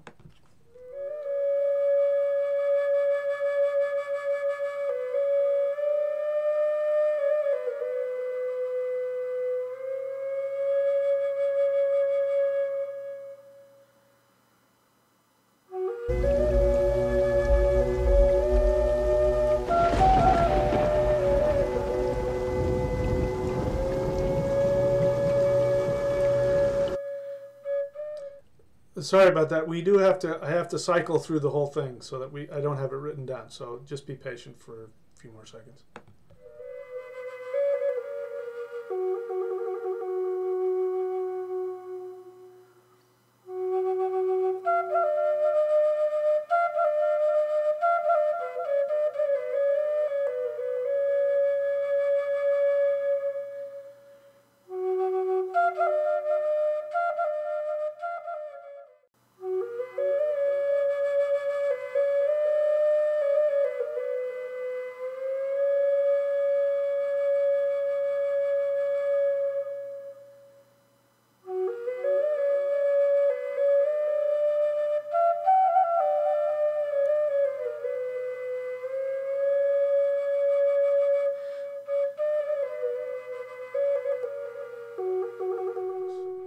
Okay, so that's number 4. So basically what I'm saying there is that, what you want to do is you want to get to number 4 as quickly as possible. You want to identify your soul purpose. That's the whole point. All that other stuff up to there is just, unfortunately, stuff we have to go through because a lot of us, if not most of us, can't simply say what our soul purpose is.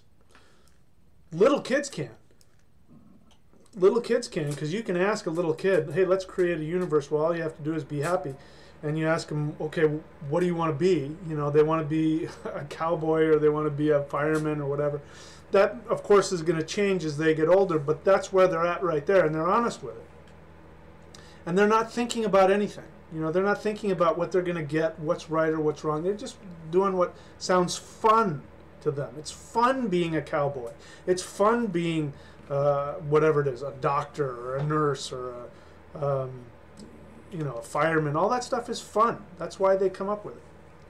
So that's the idea. But when we get, to this age, if we've taken on some baggage about ourselves, it's very difficult. And again, it's surprising how many people, when I tell them or ask them, okay, in a perfect universe where you don't have to make money and you don't have to meet anybody's expectations, what do? People go, I don't know. I don't know what I want. No, the truth is you do know. You're just not conscious of it. You've smashed it down deep into your unconscious because there's some conflict. Now, somebody asked this earlier. This goes back to the question somebody said, what if what you want is different from what people you're attached to want? I'm assuming if what you want is attached to your soul desire, and this happens quite a lot, if it is attached to your soul desire and there are people in your family, your husband, your wife, I had that, my ex-wife.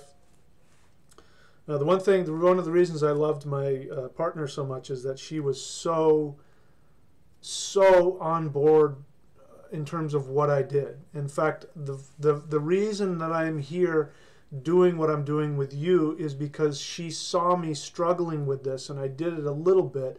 And she told me how incredible. In fact, she said, I just want to be in the room and listen to you while you talk to people. Nobody had ever done that to me before. And it just turned her on. Just me being happy turned her on. And that healed a lot of garbage in my head about who I'm supposed to be. That's what she did for me. That's one of the reasons why she was my true soulmate. Because nobody had ever done that. Nobody had ever been able to do that. So what if you're in a situation where you want to go, let's say you want to be a hairdresser. You have this soul desire. You love being with people and you love hairstyles and you love talking with people. People like hairstylists and makeup artists, they're actually healers. Because what do? You talk with them. And they have their hands on your head. I mean, if somebody's cutting your hair or something, they're constantly massaging your scalp and they're calming you down and they're talking with you and laughing with you. They're healers. They're healers. And so let's say you have that. You want to be a hairstylist, and whatever reason your husband or your dad or your brother or somebody for whatever reason says, don't do that. I don't want to do that. Well, then you have a problem, because you are now being asked to make a decision between following what gives you joy, what is fun for you, and what somebody else wants for you. Now, so the answer to your question of what if, now I don't know your specific situation. I would have to talk to you to know. And this is why you do need to talk with people, because when you're wrapped up in it, you have a personal agenda which is attached to your perceived survival. Remember the little kid who lives in the cave and he has to make his parents happy, otherwise he's not going to get fed? His survival depends upon making his parents happy. So you have this same scenario. You believe that your survival is dependent, even if consciously you know that you can go out and get a job and live alone. The thought of it may frighten you so much that on an unconscious level you believe you'll die. If you don't have the approval of whoever this is, you believe you'll die. The answer to your question is what if is, no matter what anybody says or thinks, you have a responsibility to the universe to follow your deepest desire. That's your desire. If your desire is to be a hairdresser and whoever it is in your life doesn't want you to do that, you have a responsibility to the universe to make yourself happy. And guess what? It's their problem if they don't like it. Now again, I don't know your situation. There might be mitigating circumstances. There might be kids involved. There might be who knows what. And again, I would have to talk to you to help you figure that out. Or, you know, if I could, maybe I can't, but if I could, I would need to talk to you to know more. So what's important to know about that, that's probably the best question you could ask, because this is what your soul desire is about. Before you were born, you decided as a soul, you're floating around up in Valhalla or wherever the heck you are. You're floating around up there and you're saying to yourself, okay, I'm about to go back in as a human because why? Because you want to fulfill all of your desires. That's the only reason you came into existence. The only reason you came into existence was to make yourself happy. And even if that is by being, you know, somebody who cured cancer or, you know, got rid of the hunger problem, you did that because you thought it was fun, not because you wanted to take care of others. It's not, even if your desire is to take care of others, you take care of others because it's fun for you. Now, there are a lot of people out there who take care of others for the wrong reasons, and I keep using Mother Teresa as an example. You know, just if you tell me about what she did, I wince at it. It sounds like a horrible, why would anybody want to live their life like that? Now, that's without knowing her. Having now that she's passed and people, you know, have come up and shared that she was miserable and depressed, you know, then I know this is somebody who's got major, serious unconscious conflict with themselves.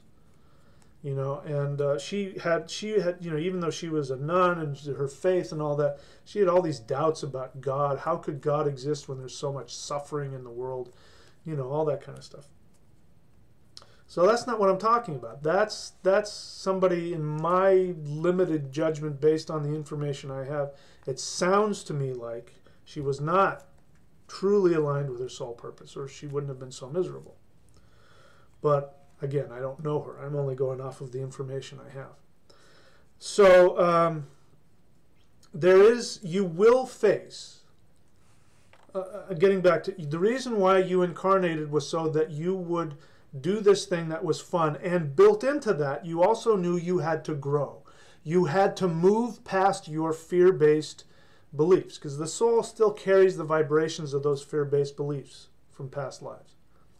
And you had to get over those for no other reason but because you wanted to be happy. And you knew that by putting yourself, immersing yourself into this video game called life, that you would be forced to take it seriously, because the soul lives in infinite bliss.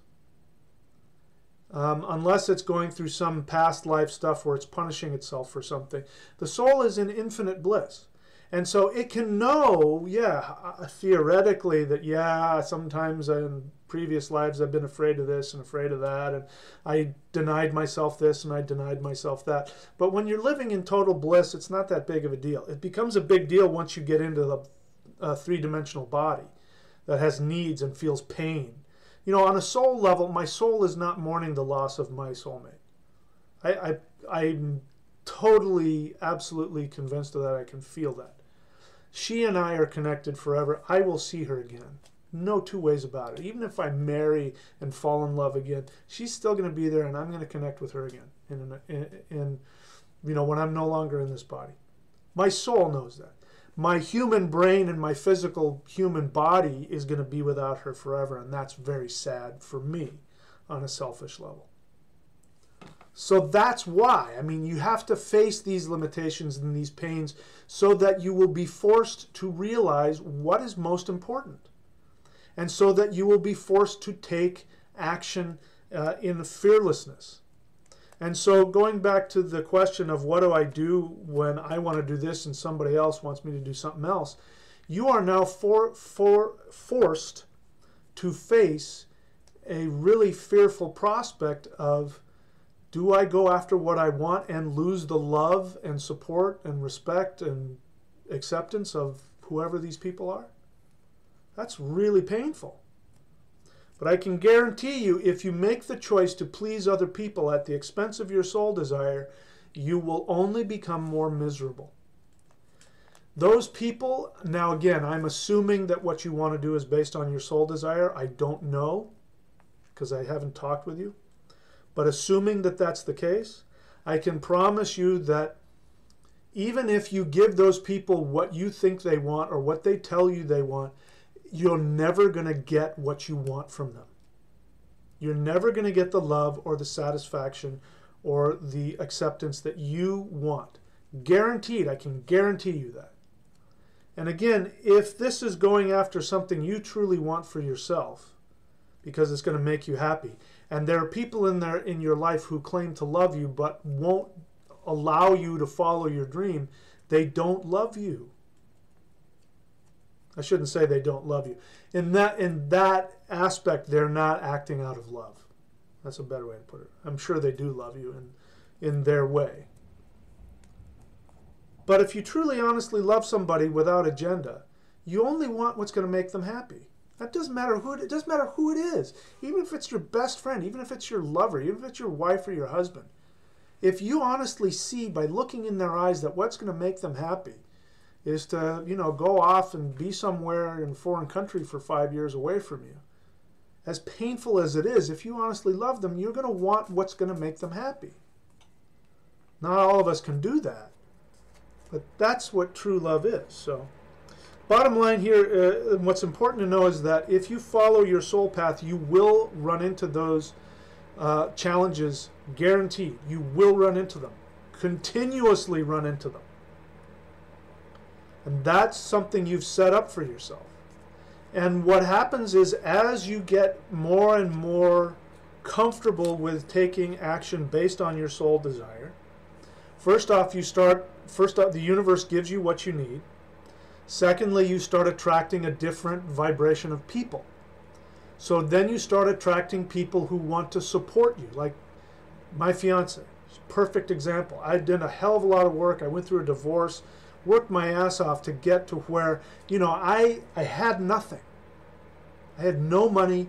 I had no job. I had no friends. I had no family. I had nothing. And I did what I knew, what was in my soul, what people say, what was in my heart. I went after that, believing that the universe was going to support me, without any evidence that that was going to be the case. I just said, it's better me going. I'd rather, I even said, I'll die trying. But I'm going to go after what I want, even if it kills me. And the exact opposite is what happened. So you will be faced in those situations.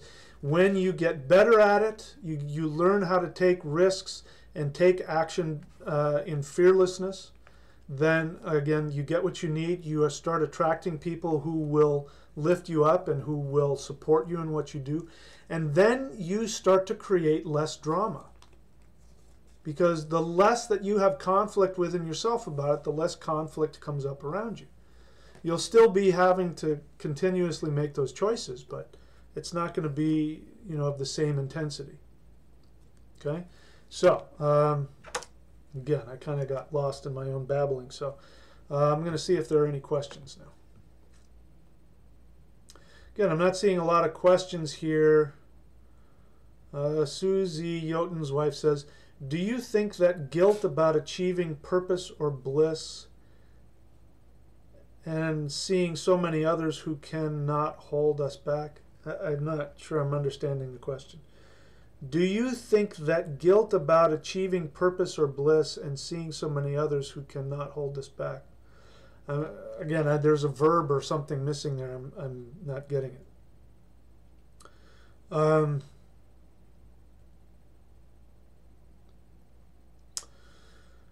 Chris Davis is very confused. Sorry, I'm laughing at your confusion, but hey, man, I confuse myself sometimes, so I get lost in my own ramblings, so you're not alone. But hopefully it'll make sense at some point. But I still appreciate you being here and putting up with it. Okay, so I still am not understanding your question, but guilt about achieving your purpose. Well, again, I'm not understanding your question. Do you think that guilt about achieving purpose or bliss and seeing so many others who cannot hold us back? Well, let's just talk about guilt. I mean, guilt is guilt. Guilt is anger. Guilt does not come from love. Guilt is anger. For instance, let's say somebody steals $5 from their whatever. They steal $5 to buy food for their infant child. Okay? We can say, well, you had to do it because you had to feed your infant child. So why did they feel guilt? Well, the guilt is because you're angry. You're angry at the person you stole from for not giving you what you wanted. So that's where guilt is coming from. I'm not explaining it very well, but guilt comes from anger. So anytime you feel guilty, like let's say you feel guilty because you're not spending enough time with your husband because he wants X amount of time from you, and you are, whatever, doing something that makes you happy, you're going to art class and you feel guilty. You're not feeling guilty because you're coming from a place of altruism. You're feeling guilty because you're angry. You're angry at them for holding it against you. So whenever you feel guilty, the best thing to do is to focus on the anger. Guilt is if you're feeling guilty for following your soul desire, it means you're angry at other people for holding you back. And once you get aware that you're angry at them for holding you back, then you stop giving them what they want in order to get from them. And whenever you do that, whenever you give something to somebody just so that you can get something back from them, you will always resent them, always. Even if they told you, I need you to do this, you need to do this and do that for me. So the best thing is if you look, like I said, I met my fiance. She had stage 4 cancer when I met her. She told me on our second date. And I said I didn't care. I knew from that moment on I didn't have the right to expect anything other from her than being with her in the moment. I knew there was a really good chance she was going to die. And I knew that I couldn't hold her to the same kind of standards. And in fact, it freed us because I could love her unconditionally.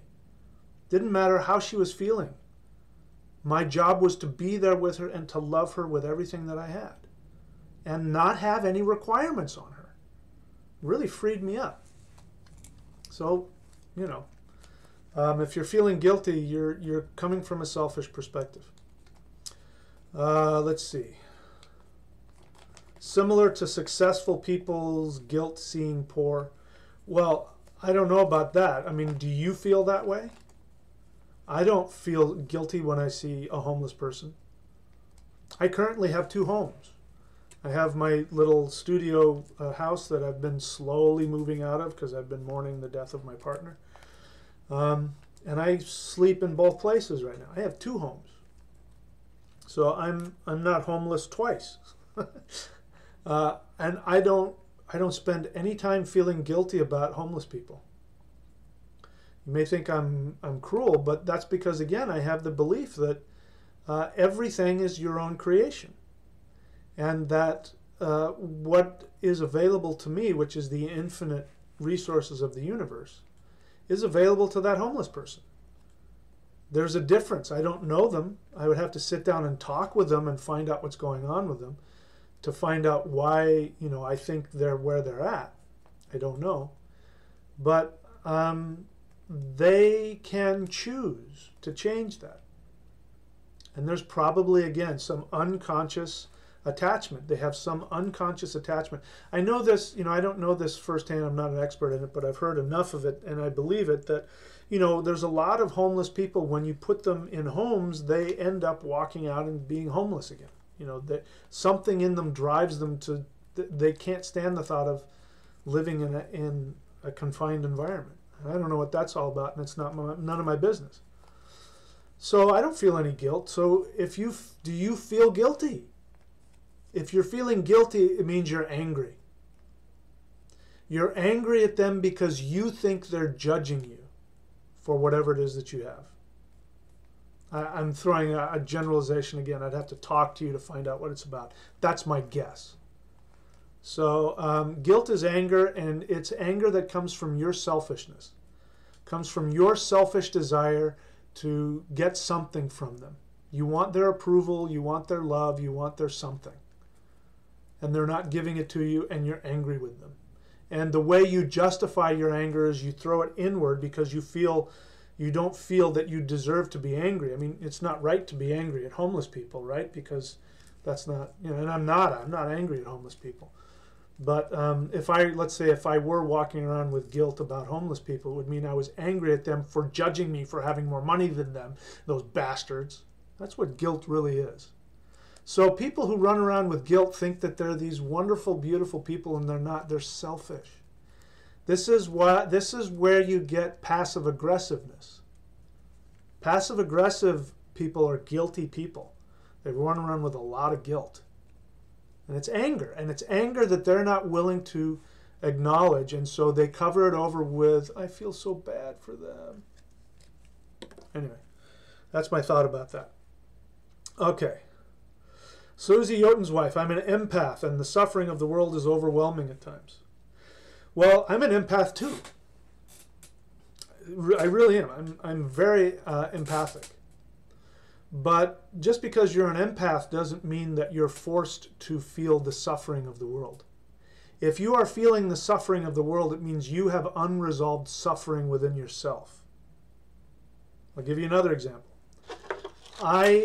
And one of the things that I plan on changing in my life is that I have had a history of choosing the wounded kittens, women. When I've gone after women and I find women, I find wounded kittens. Now, I almost got it right this last time. I came very close. She was really, really fabulous. She was sick. So technically she was a wounded kitten. But in the past, I'd really go after the really wounded ones. And oh my God, the drama and the chaos and and I did that because I was projecting onto them my own brokenness. So whenever you look at somebody, and if you see somebody and you are overwhelmed with this sadness and you want to take them in and you want to kiss all their boo-boos, that means that you feel that way about yourself and you're projecting it onto other people. Nothing wrong with it. Nothing wrong with it at all. But it's not because you have been designed to be this empath who takes on the suffering of the world. It's not how it works. You are projecting onto the world your own unresolved wounds. And your desire by treating them is what you're really trying to do is you're trying to heal yourself. Nothing wrong with it, especially if you're aware of it. So I'm going to challenge this assumption, again, an assumption. You have to look at your assumptions and you have to find out what the payoff is. So you're an empath who is overwhelmed by the suffering of the world, and you mean by that, you feel you have this spiritual ability to heal, to feel. You see, I unconsciously said heal. You have this spiritual ability to heal. You have this responsibility to heal the wounds of the whole world. What's really going on is that you have projected onto the world what's going on with you, and the fact that you are an empath is beside the point. You are using your ability as an empath to, once again, justify your own projection.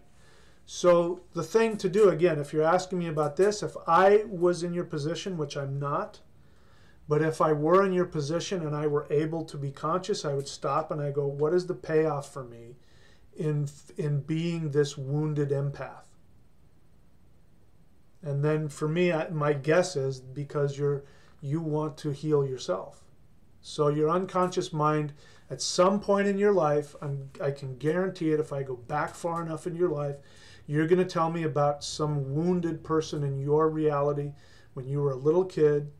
There was somebody who was wounded, who was very important to you, whose love you wanted, and they were wounded and you felt responsibility for healing them. And perhaps you weren't successful at doing that. But you also wanted to heal them because you wanted their love. You ultimately want the love of these people that you want to heal. That's what you're really looking for. You want to be healed. You want to be loved. When you heal that within yourself, then you will no longer feel overwhelmed by the suffering of the world, because you will see, and I'm seeing it a little bit. I can see when I see the homeless guy, who's lying in filth or whatever, I don't feel like I need to go save him. I can feel for the guy and feel, I'm sorry you're going through that, but I don't feel any responsibility to go and pick him up and take him home. And I don't feel that, because that's his job. He has his responsibility. That's his orderlock. He has to do that.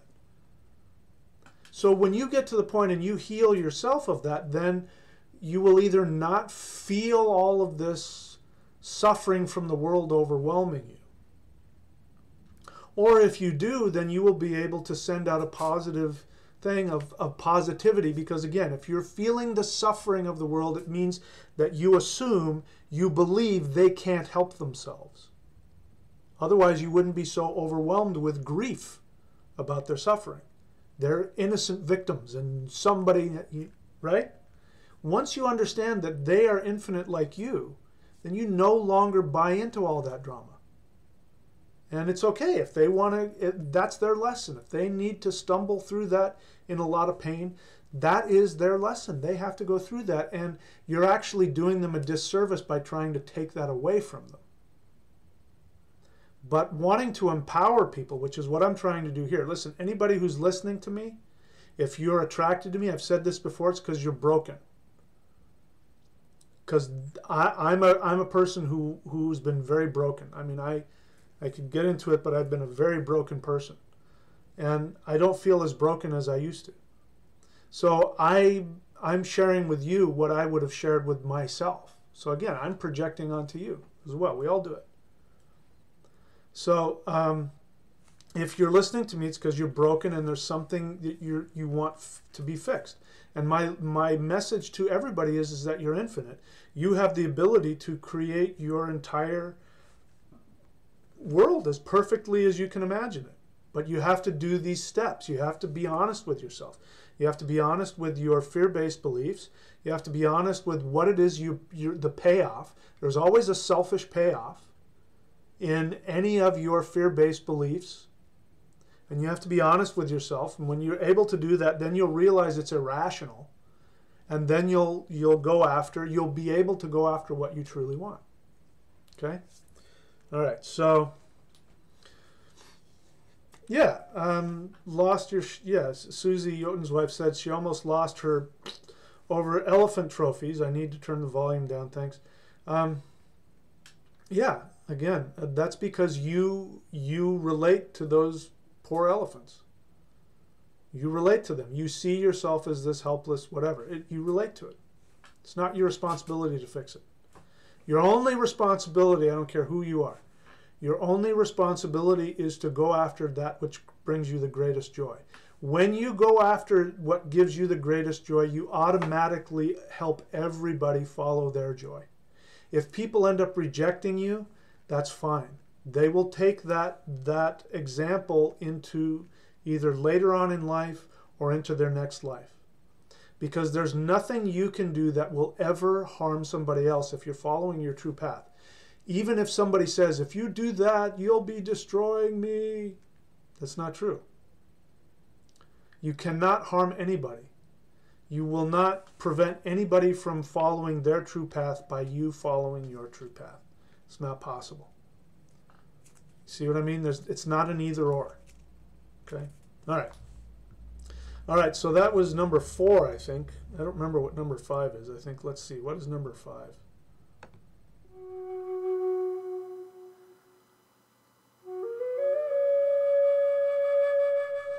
Okay, so number 5 is, this is the hard part. I guess there's challenge in all of it, I suppose. But the hard part is that once you know what your soul desire is, especially in the beginning, once you know what your soul desire is, that in itself is not enough. Somebody asked me this before, and I've said this about, traditional, a lot of psychotherapy, is one of the limitations is, well, all we need to do is become aware what's in the unconscious and then it'll resolve itself. Nope. Because remember, there's every unconscious assumption. Your unconscious comes to a belief because it believes it's what's necessary for your survival. A real easy example of this would be drug dependence. There's a difference between drug addiction and drug dependence. Like when we're talking about opiates. The reason why opiates are such a big problem is because you have these two things going on. Now, addiction is when you're addicted to something, but you're not necessarily physically dependent upon it. Right? I could make some examples. I don't know. I'm not even going to go there, but you could make some examples.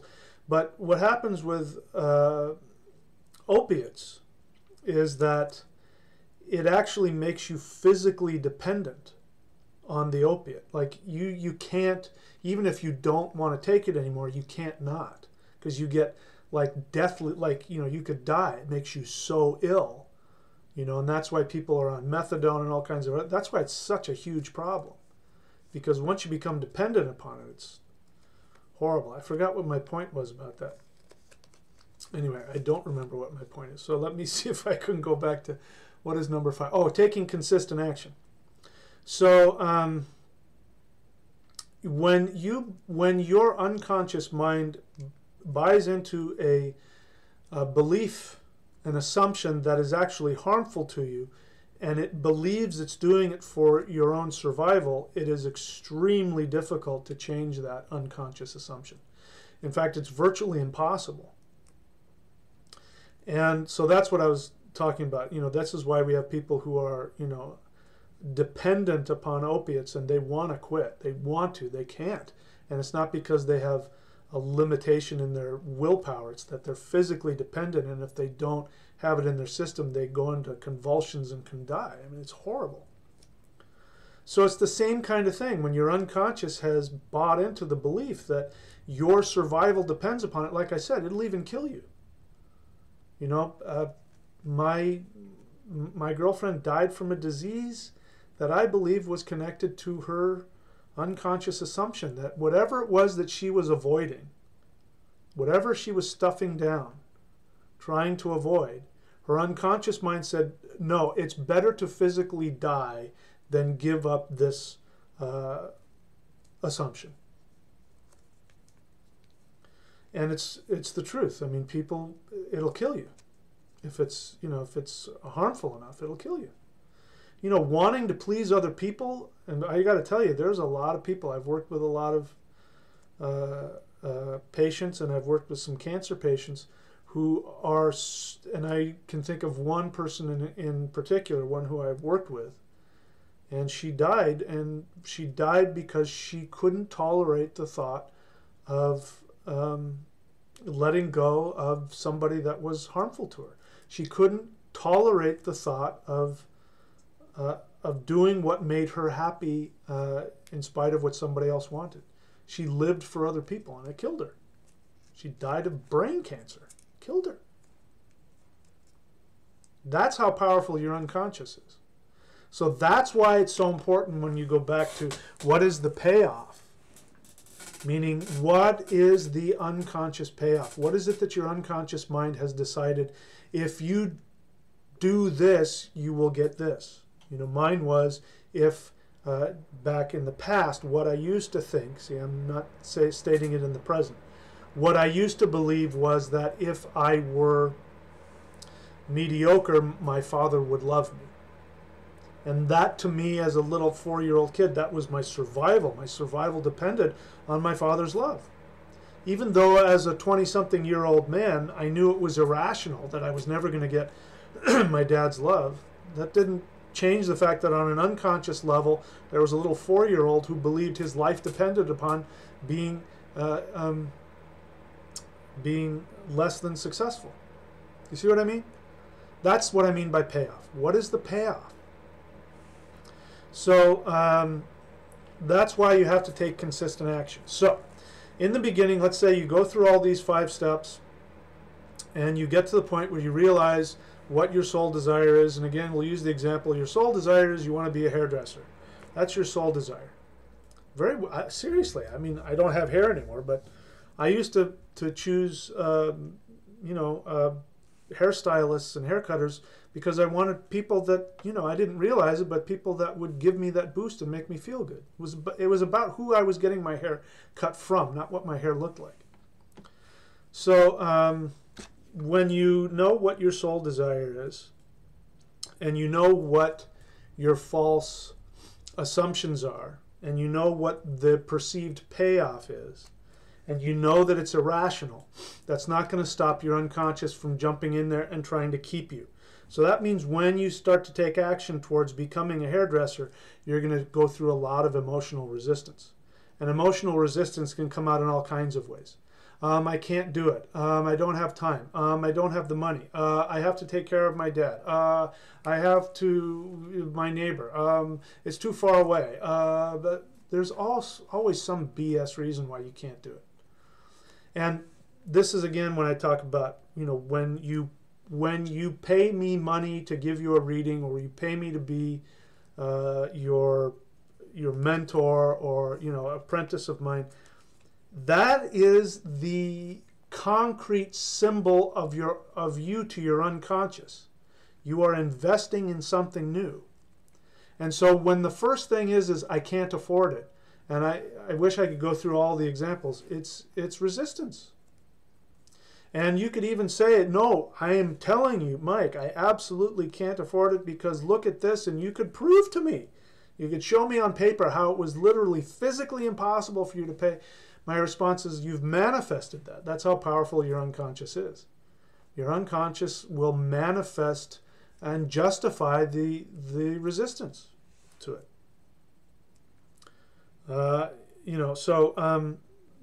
That's why you have to take consistent action, and you have to take fearless action, which means that when you think you can't afford it, when you think you don't have time, when you think it's too far away, when you think your parents or your mother or your boyfriend or your husband or your wife will die if you go and spend an hour be studying hairdresser or whatever, you do it anyway. When you don't have the money, you write a check. Now, I'm not saying to do that to me. I don't want anybody doing that. I'm just making an example. Write a check, you don't have the money, and if it's your soul desire, trust me, the funds will come. It's happened for me every single time. Whenever I take an action that I know is towards my soul desire, and everything on paper says I can't do it, like if I can't afford it, I do it anyway. But I do. I spend all the things that I'm telling you that I do, all those steps, I sit myself down and I ask myself, what is it I really want? And okay, well, why am I resisting this? And what is the perceived payoff? And I go through all of that. And if after I've gone through that, and then I go to my mentor and I'll run it by him and I'll say, hey, I need some help looking at my thinking. Here's my thoughts, blah, blah, blah, blah. What do you think? I go to my friends and I do the same thing. I said, I want to know, am I thinking clearly or not? Point it out to me if I'm not seeing something here. And when it comes back, when the information comes back that that is my soul desire, then I jump off the cliff, even if I don't have the money or whatever. And amazingly, I always get what I need. Every single time. So if you want to have justification for not following through, you know, your unconscious mind is what creates everything for you anyway. So your unconscious mind will create whatever justification to keep you from doing whatever you want. It's that powerful. The only way to overcome the unconscious resistance is by taking continued action. Discipline. This is why I give you guys who have worked with me, who have had a Vedic reading, this is why I give you your ritual, and I tell you to do it every day for 40 days. And some of you, I say, this is something you should do every day for the rest of your life. When you get in the discipline, just even if I gave you a garbage, I don't, but even if I gave you a garbage, nothing mantra, and I made you believe it was something valuable, even if you got up every day and did it with the realization that you were doing it to overcome your unconscious resistance, just the discipline and the consistency of doing that, that would start to break it down. And you would start to become more conscious and aware, and you would become more able to take action. And sometimes what happens is when you start, like I share this, if you do a ritual that I've given you, I will tell you, listen, and sometimes I get the intuition that I need to tell some people more than others, but who knows, maybe I'm right or I'm wrong, but it's because I say, listen, you have to do this, and you have to do it for X amount of days, and you have to do this, because I can tell if they don't, their unconscious mind will talk them out of it. And what will happen is that, let's say you're doing a 40-day discipline of a mantra that I've given you. What will happen is that sometimes right around 20 days, or 15 or 20 days, your whole life starts coming apart. There's all this chaos. You get sick, you get tired, you fight, you break up, your car breaks down, something horrible happens, and you just, for whatever reason, you just don't have time to do your mantra. This is what happens with me. When people are on the verge of really overcoming something with me, I get the phone call or I get the email. I can't, I've got to change my thing, or I'll be back in a couple of months. I know it's resistance. I know it. And again, if you guys come to me and you tell me that, I will never talk you out of it unless you ask for my help. But just know that the best way to handle it is to come to me and say, hey, Mike, I'm really thinking about walking away. And you can tell me what your reasons are. And then the two of us together, we will look at it and we will see, is this unconscious resistance or not? And sometimes it's not. And I'll say, you know what, I think the best thing for you to do is to go off and see me in a couple months. And sometimes I say, you know what, I think it's unconscious resistance, and I think you need to power through it. But if you make the decision without me, I'm never gonna try and talk you out of it, because you've made the decision. And that means that assuming that it is your unconscious resistance, you've chosen to believe it. And there's nothing I can do at that point. It's not my job, and I wouldn't take that away from you. I only want to work with people who want my help. If you don't want my help, it's none of my business. Whatever you're going through, it's none of my business. Okay, so I think I've muddled my way through all four. Let's see if there are any questions. There's one more question here. Alicia Cole says, question, am I understanding this right? For those who want to save the world, activists, for example, need to save themselves? That's it? Yeah. Isn't that wonderful? Now, I have a lot of respect for activists, so don't get me wrong. I have a lot of respect for people, for warriors, for revolutionaries, for rebels. And there are a lot of people that's their soul desire, is to go out and, somebody mentioned, elephants, that whole elephant thing, or the lifting of the ban on elephants, meaning, let's go out and, let hunters go out. And I would, if I had the tiniest inkling within me that aligned with my soul desire, I'd be the first person on a plane to Africa, standing in front of the elephants. I'd be the first person there. I totally believe in that. I'm a warrior. I totally believe in that. So don't get me wrong. I shared the story about, I forget the guy's name, the Huna guy who Now, let me just share the story. This is, again, it's a little off topic, but it illustrates the same principle, which is everything is our own projection. So I forget the guy's name. If somebody remembers his name, type it in there, and I'll put it out there. Huna guy. He was a Japanese Hawaiian who studied with a native Hawaiian and learned Huna, Ho'oponopono, if you ever heard of that. The Ho'oponopono prayer comes from these guys.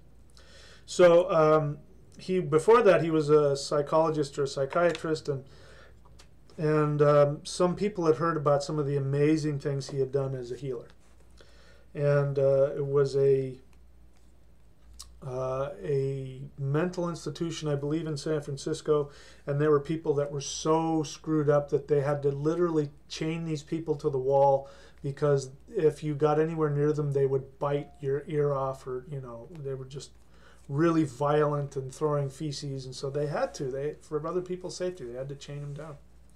And they didn't want to do that. So they had heard about this guy, and they went to him and they said, hey, we've heard a lot of great things about you. We're desperate. We really need help. We've got these hopeless cases, and can you help us? And for whatever reason, this guy had come to the conclusion that he was meant to help them.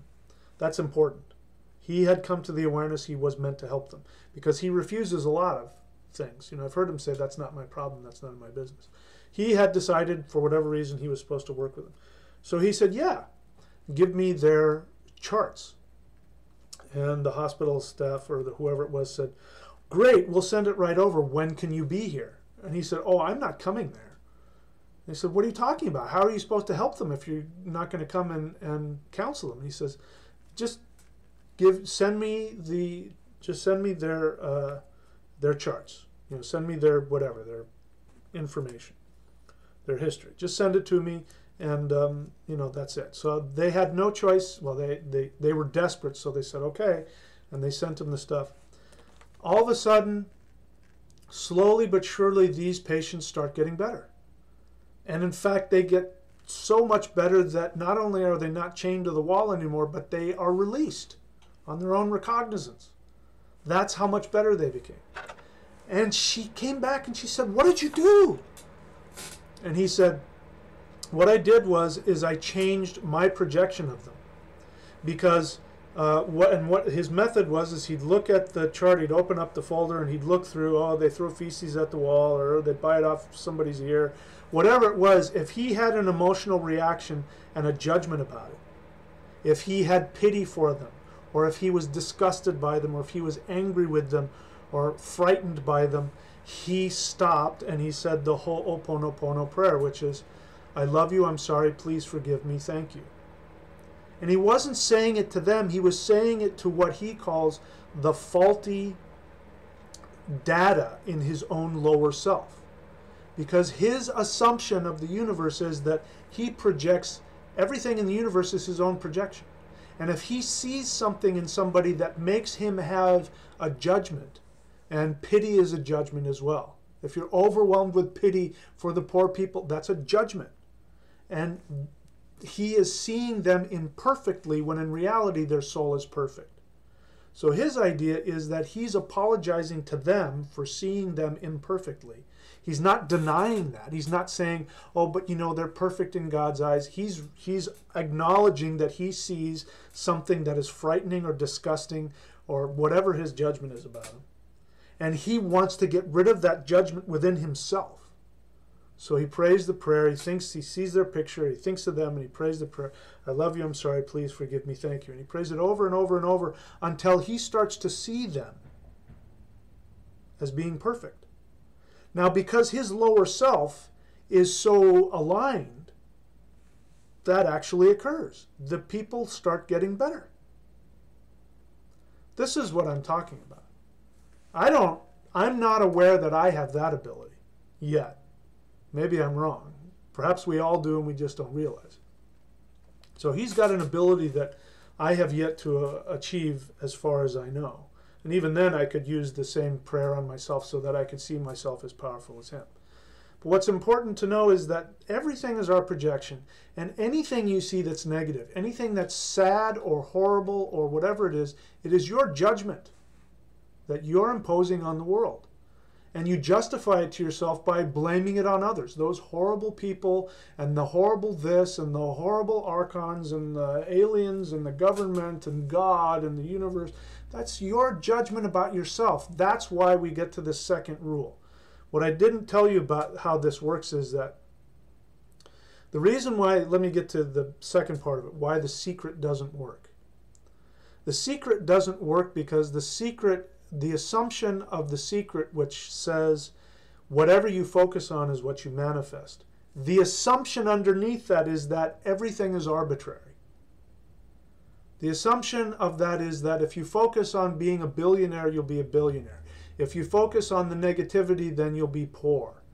That the universe is just this blank, arbitrary slate that reflects whatever you want. That is not accurate in my experience. That's incomplete.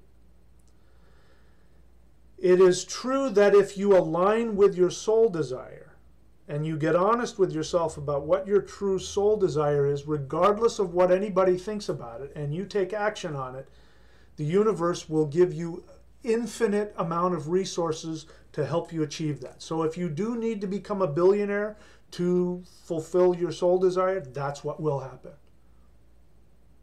But if you focus just on becoming a billionaire, the universe is like, what is that? What does that have to do with anything? Because the assumption behind wanting to be a billionaire is, I don't have enough. So you're operating from fear. So let me share with you one of the real common BS justifications that people use for wanting to manifest money out of fear. And I've done it. So that's why I know it takes one to know one. I've done it. When somebody says, I don't want it for myself, but I want to make a lot of money so that I can give it to charity, and then I'm going to give it to my sister-in-law whose kid is suffering from blah, blah. And the truth of the matter is you're so full of crap. You want that money for yourself, but you're trying to make a deal with the universe where you're saying, I want a lot of money, but if you give me a lot of money, I'll give it to other people who need it. Again, you're assuming that they can't achieve their own reality for themselves. But you're not being honest with yourself that you're just afraid you won't have enough. So you come up with some BS excuse to try and con the universe out of giving you a lot of money. So the second part of that is that the universe does respond to all of your fear. So it is true. Whatever negative stuff you focus on, you will manifest. But it is not true that, if you want a lot of prosperity and you focus on that, you'll get it. Because if you're operating from fear, which is wanting to be a billionaire because you think you need the money for whatever reason, that's fear, and the universe will not respond to that.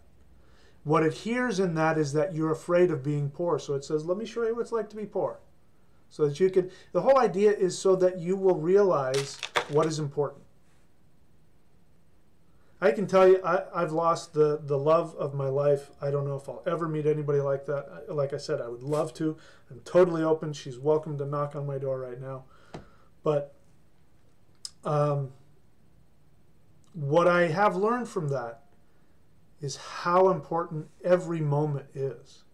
Because one thing I had with Lisa that I might not have been able to have with anybody else was that because she knew what she was up against, and because I knew it too, and we sort of had this unspoken deal that when we were together, the only thing that we would do would just be focus on each other and have as much fun as we could possibly have. And we did. I mean, I had the year and a half that I had with her before she got really sick was unbelievably blissful and amazing. The happiest I've ever been in my life. And I had to live that every day because I could have screwed that up. I could have screwed that. All I had to do was just for a moment start thinking about how I had to keep her from dying. And I knew from the moment I met that was none of my business. Whether she lived or died was none of my business. And how she treated herself. I could have got into, okay, you need to call this person and you need to, because I have people who do that. They work with cancer patients. And I could have said, you got to call so-and-so. And it was none of my business. She had her own stuff that she was doing. And she never asked me once. If she had asked me, I would have told her. She never did. The few times I floated it out there, she nixed it, and I said, okay, it was none of my business. So it was not my responsibility to get her cured or to do anything. My only job was to love her in the moment and have as much fun as we could possibly have. If that meant having sex 3 times a day, if that meant going hiking, if that meant going to the beach, if that meant watching a movie, whatever the hell that meant, that's what I did. And so I will never lose that. I'm going to take that with me. You know, I've got some slightly imperfect things here where, you know, now for the first time in a long time, I have shared walls and there's somebody underneath me. And sometimes he plays his television a little louder than I'd like. And I have to either, you know, put on my, you know, my wireless TV headphones so I, you know, and I can get all bent out of shape about that. But you know what? I have access to the most perfect beach in the world for me. The access to this place. On a clear day, you can see all the way to Catalina. Right out that door. Steps from this door. And so I am not going to spend any time getting bent out of shape over something like that. And there are all kinds of things I can do to make myself more comfortable here. That's a lesson that she gave me, and I hope I never forget that. Every single moment I have, every single moment that we live, we have the opportunity to recreate our universe. But if you have these unconscious assumptions, if you're holding on to these things, it gets in the way of that. It gets really hard to be in the moment and to enjoy life. Because you got all these old programs telling you what to think and what to believe and how you're a victim and whatever else. So yeah, I'm telling you, that mythical universe that I tell you to exist, I'm telling you to create that because that's the actual universe we live in. The actual universe we live in is that there's only one requirement. And that requirement is for you to follow your deepest soul desire that gives you the greatest joy, and do that every single moment that you can. And that is the whole lesson, is learning how to do that. When you can get to the point where you can be in that 100% all the time, you will leave. You will phase out of existence, and you will become an enlightened master. That's what enlightenment is. It has nothing to do with being righteous. It has nothing to do with being pure. It has nothing to do with not being angry or upset. It's about learning how to have as much fun as you can have in every single moment that you have. That's all it is. And once you realize that, once you get that message, you'll never have to come back. You'll never have to be born in this body again, or in a human body. Okay? So that's my belief. Believe it or not, it's completely up to you. Let's see if there are any questions here. Okay.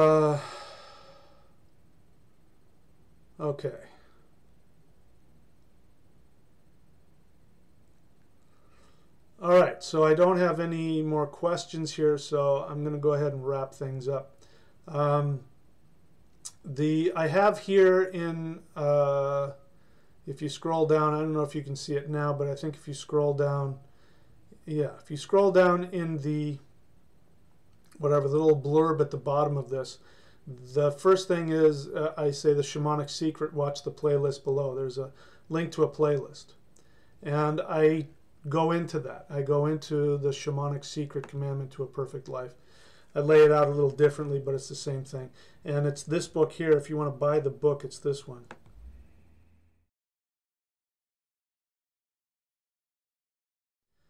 And so, you know, that's what all the other stuff is designed to do too. All the Qigong, all the meditation, the mantra, the ritual, all those things are designed to help unclog all of this garbage so that we can do that. We can be in the moment and live in that perfect bliss. That is what we're required to do. And again, let me just make it clear. The only reason that you reincarnate is that when your soul leaves your body, and after you do whatever, you know, life review or whatever your soul has to do, you come back not because you did something wrong or you're being punished. You come back because your soul says, you know what I really want to do? I want to learn how to manifest living on the beach and surfing every day. I want to do that. That's what I'm here for. That's why I'm here. That's the main reason why I'm here. This other stuff that I do, talking with you guys, all this stuff I do for a living, I do that stuff for a living so that I can do that. That's why I do that. The most important thing I can do for the universe is to go surfing and have fun. And be totally serious with you. That is more important than curing cancer or, you know, solving the hunger problem. It is more important than all of that because it truly is my sole desire. It is what makes me happy. And when I'm happy, then I am able to share with anybody else how I do that. And it doesn't matter if I do that because I'm a YouTube teacher or because I'm a hairdresser or because I'm a doctor or a lawyer. You're doing it all. Whatever it is, you're doing it through that. But it starts with going after what you truly want, regardless of what anybody else thinks, even you. You know, and some people say, you know, your judgments of other people, right? Well, that people's judgments of you are none of your business. You know, because we worry, what is so-and-so, what do those people think about me? I know he doesn't like me. What does he think about me? It's none of my business what they think about me. They can think whatever they want. It's none of my business what I think about me. Whatever judgments I have about myself are none of my business. The only thing that's my business is what am I doing today to fulfill that soul desire and have as much fun as I can have. That's the only thing that's my business. Everything else, including what other people do, whatever, none of that is my business. Does that make sense? Okay, so I've done enough talking for today. I'll check one last time to see if there are any questions. And if so, I'll answer them. If not, we'll say goodbye. Let me see. Sorry, I got to scroll all the way to the bottom. Okay, so I don't see any questions, so I'm going to go ahead and sign off for tonight, my friends. Thank you. Once again, thank you so much for the opportunity to do this. I love doing this. It was hard to do this and embarrassing to do this, but now I really enjoy it. I really appreciate allowing you guys to let me be honest and be transparent to you. I realize that's part of my job, so I do it. But you also help me a lot, and I appreciate all of the very positive things that people have been sharing with me and giving to me. And just know that even if I haven't responded to you, just know that all of the positive things that you've said and all the well-wishings, I feel it. I mean, you guys are very likely probably part of the reason why I'm recovering so fast. It's pretty amazing. You know, I'm recovering through a really horrific life experience, and I seem to be processing it and coming out of it very quickly, so hopefully that will continue. In any case, my friends, that's it. Thank you so much for the opportunity of being part of your healing and your empowerment, and I look forward to seeing you again. Let's watch again.